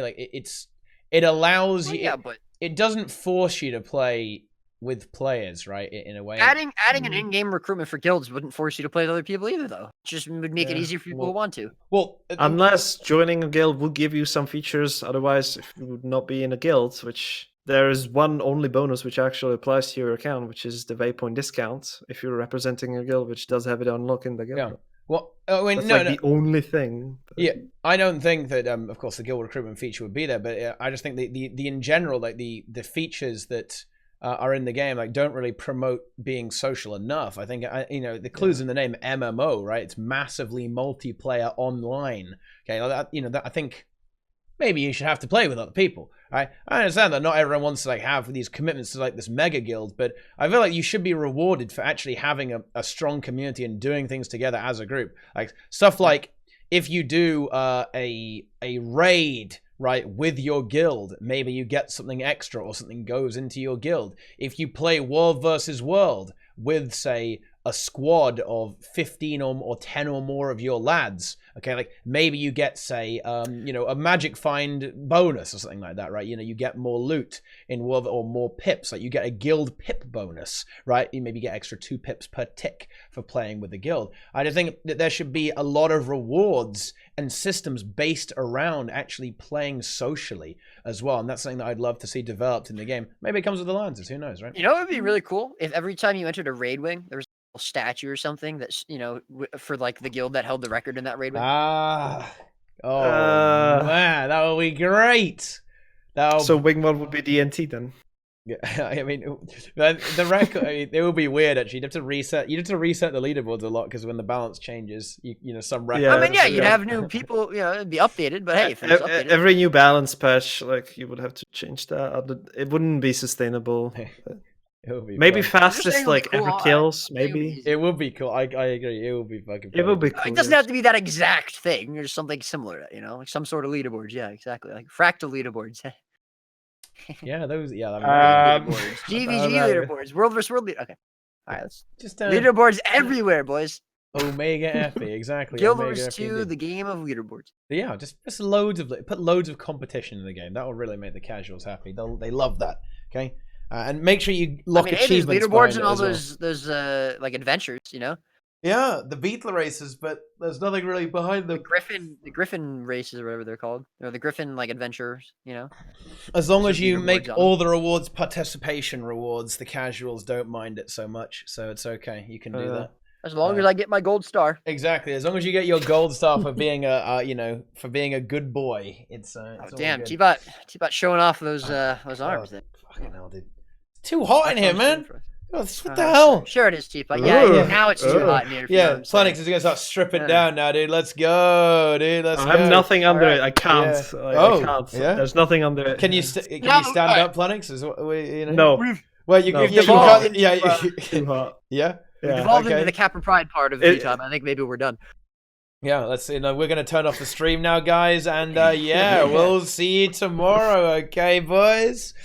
Yeah, let's. Yeah, but anyway, yeah. Do we have anything else to talk about? I think that we've had quite the discussion on. You've kind of bashed Or about Rip everything, Brazil, yes. Yeah, Rip Brazil. We need to bring How Brazil back. different would this TeaTime have been if Brazil hadn't, been kicked out halfway? Well, Wrong all the way. I think let me it would have tell you been. that. I think it would have been us trying to say, you know what, like we could really improve this, and then Brazil would say something like, No. ArenaNet is trash and a garbage company or something like that. And You know, I do have to be honest. Although, he never really changes his tune. It is interesting having him on TeaTime. I mean, like I said before, I like Brazil, but I think it's good to have someone who's always negative and Yeah. then someone who's always positive. as a bounce sort it of off. You know what I counter mean? A bit of a bounce. Get a bit of a bounce action. Plus, I mean, Brazil he's not just like a complete troll, right? Like, he actually, Yeah. has He knows real, the game very well. real opinions. Yeah. And he knows the game. Very well, so. And now, look, guys. Okay, now I know this is quite unpopular, and I'm sure we'll see.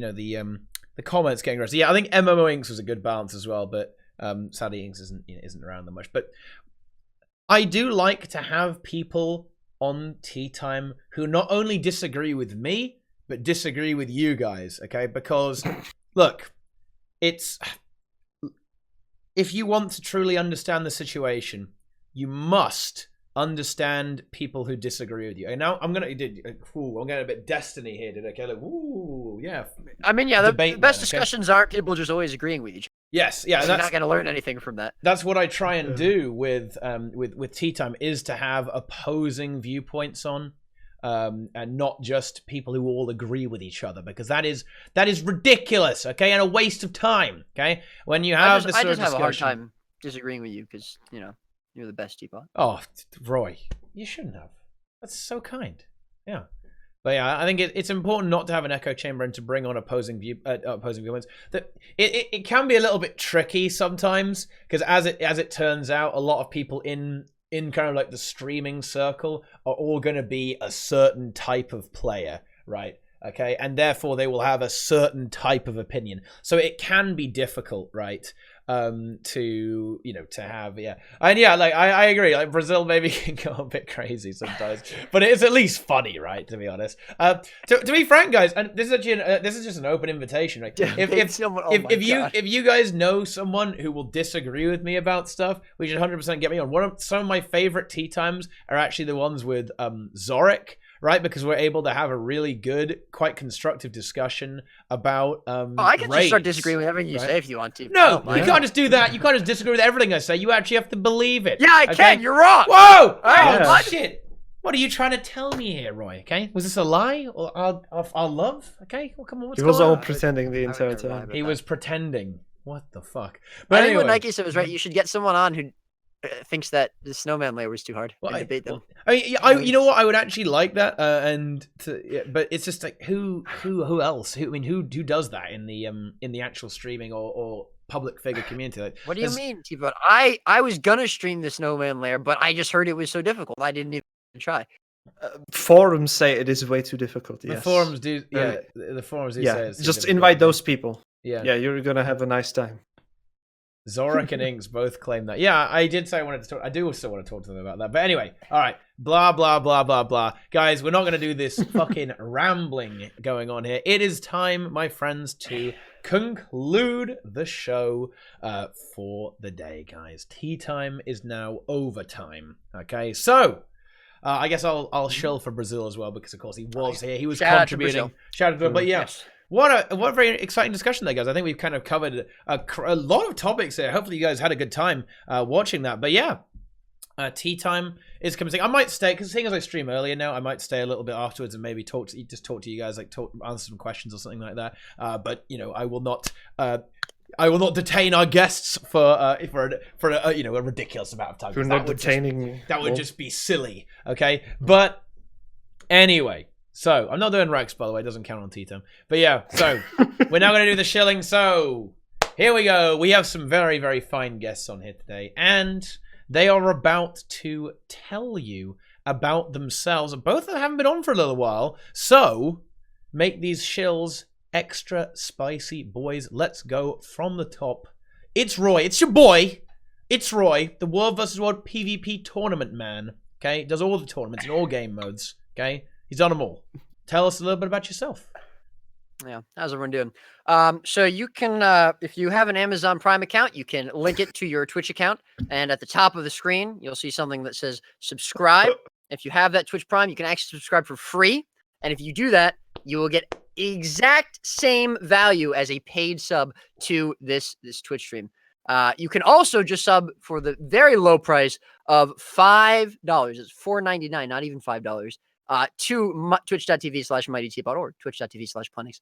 And I mean, you get some quality emotes. You get to watch some quality streamers. You get to enjoy some quality content with some quality guys, if you know what I'm saying.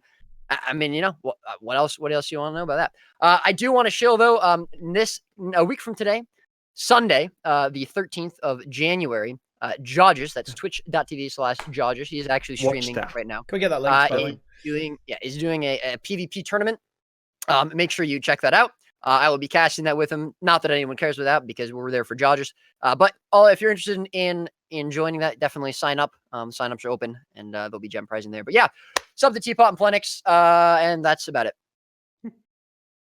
All right. What an excellent one there. So, of course, you can find Roy in the chat, in the description of the stream, all that malarkey. So, moving on, it's Plenyx. CZ. Yeah. Okay. He is the true embodiment of sadness. Okay. He has many streams, depression streams, okay, extreme streams, like 20-hour streams, 30-hour streams. He's really got it all. Okay. He really has it all. So, what's going on in the Plenyx land these days? Yeah. Hey, I'm Plenyx. I gamble all my gold away, so I never have any. So if you like to watch that, just watch my channel. But I do enjoy the game lately again, so I'm actually very positive if you do not count today's stream. But yeah, that's fine. Wow, yeah, I think that's fine. What happened on today's stream, dude? What happened there? Yeah, the reason why I'm not insult anymore. Oh, okay. Yeah. Okay, I see. Yeah, not on stream. How about that? Yeah. Oh boy. Well, never mind that, guys. So, and finally, it's me. So, thanks for watching, guys. Hopefully, you had a good time here and enjoyed the discussion. I certainly did. I don't know. Make sure to tell everyone in the YouTube comments that if they can't handle Brazil, just skip ahead. They can flame me instead. Yeah, just roast everyone. But yeah, it's fine. But yeah. Follow the stream if you enjoyed it, guys, if you liked it. And subscribe, as Roy was saying, if you really like me. Just go, guys, everyone do it right now. Just move that mouse cursor up to the top right-hand corner of the stream, then move it up a teeny tiny bit till that purple button. Click it. Click subscribe. If you've got Twitch Prime, you don't even have to pay. You can just use that Amazon Prime value, okay, and get it for free, which is absolutely intense, of course. Follow all these very fine gentlemen here. Okay, Twitter, Twitch, YouTube, everywhere. Loads of videos to find, loads of streams to watch. Very easy. You can find links to all of that, okay, below the stream. And of course, I'll make the bot post it again. But yeah, that's basically going to be it, guys. Thank you so much for watching. Hopefully you had a fantastic time. And yeah, I will see you guys tomorrow. I'll be back tomorrow for some more exciting memes, I guess. Very exciting stuff. But yeah, thank you guys for watching. And yeah, I will see you next time. And that's, that's it. This is where YouTube is out of here. Say goodbye to YouTube. All right, there we go. Bye, YouTube. YouTube Omegalo. Yeah, exactly, dude, exactly.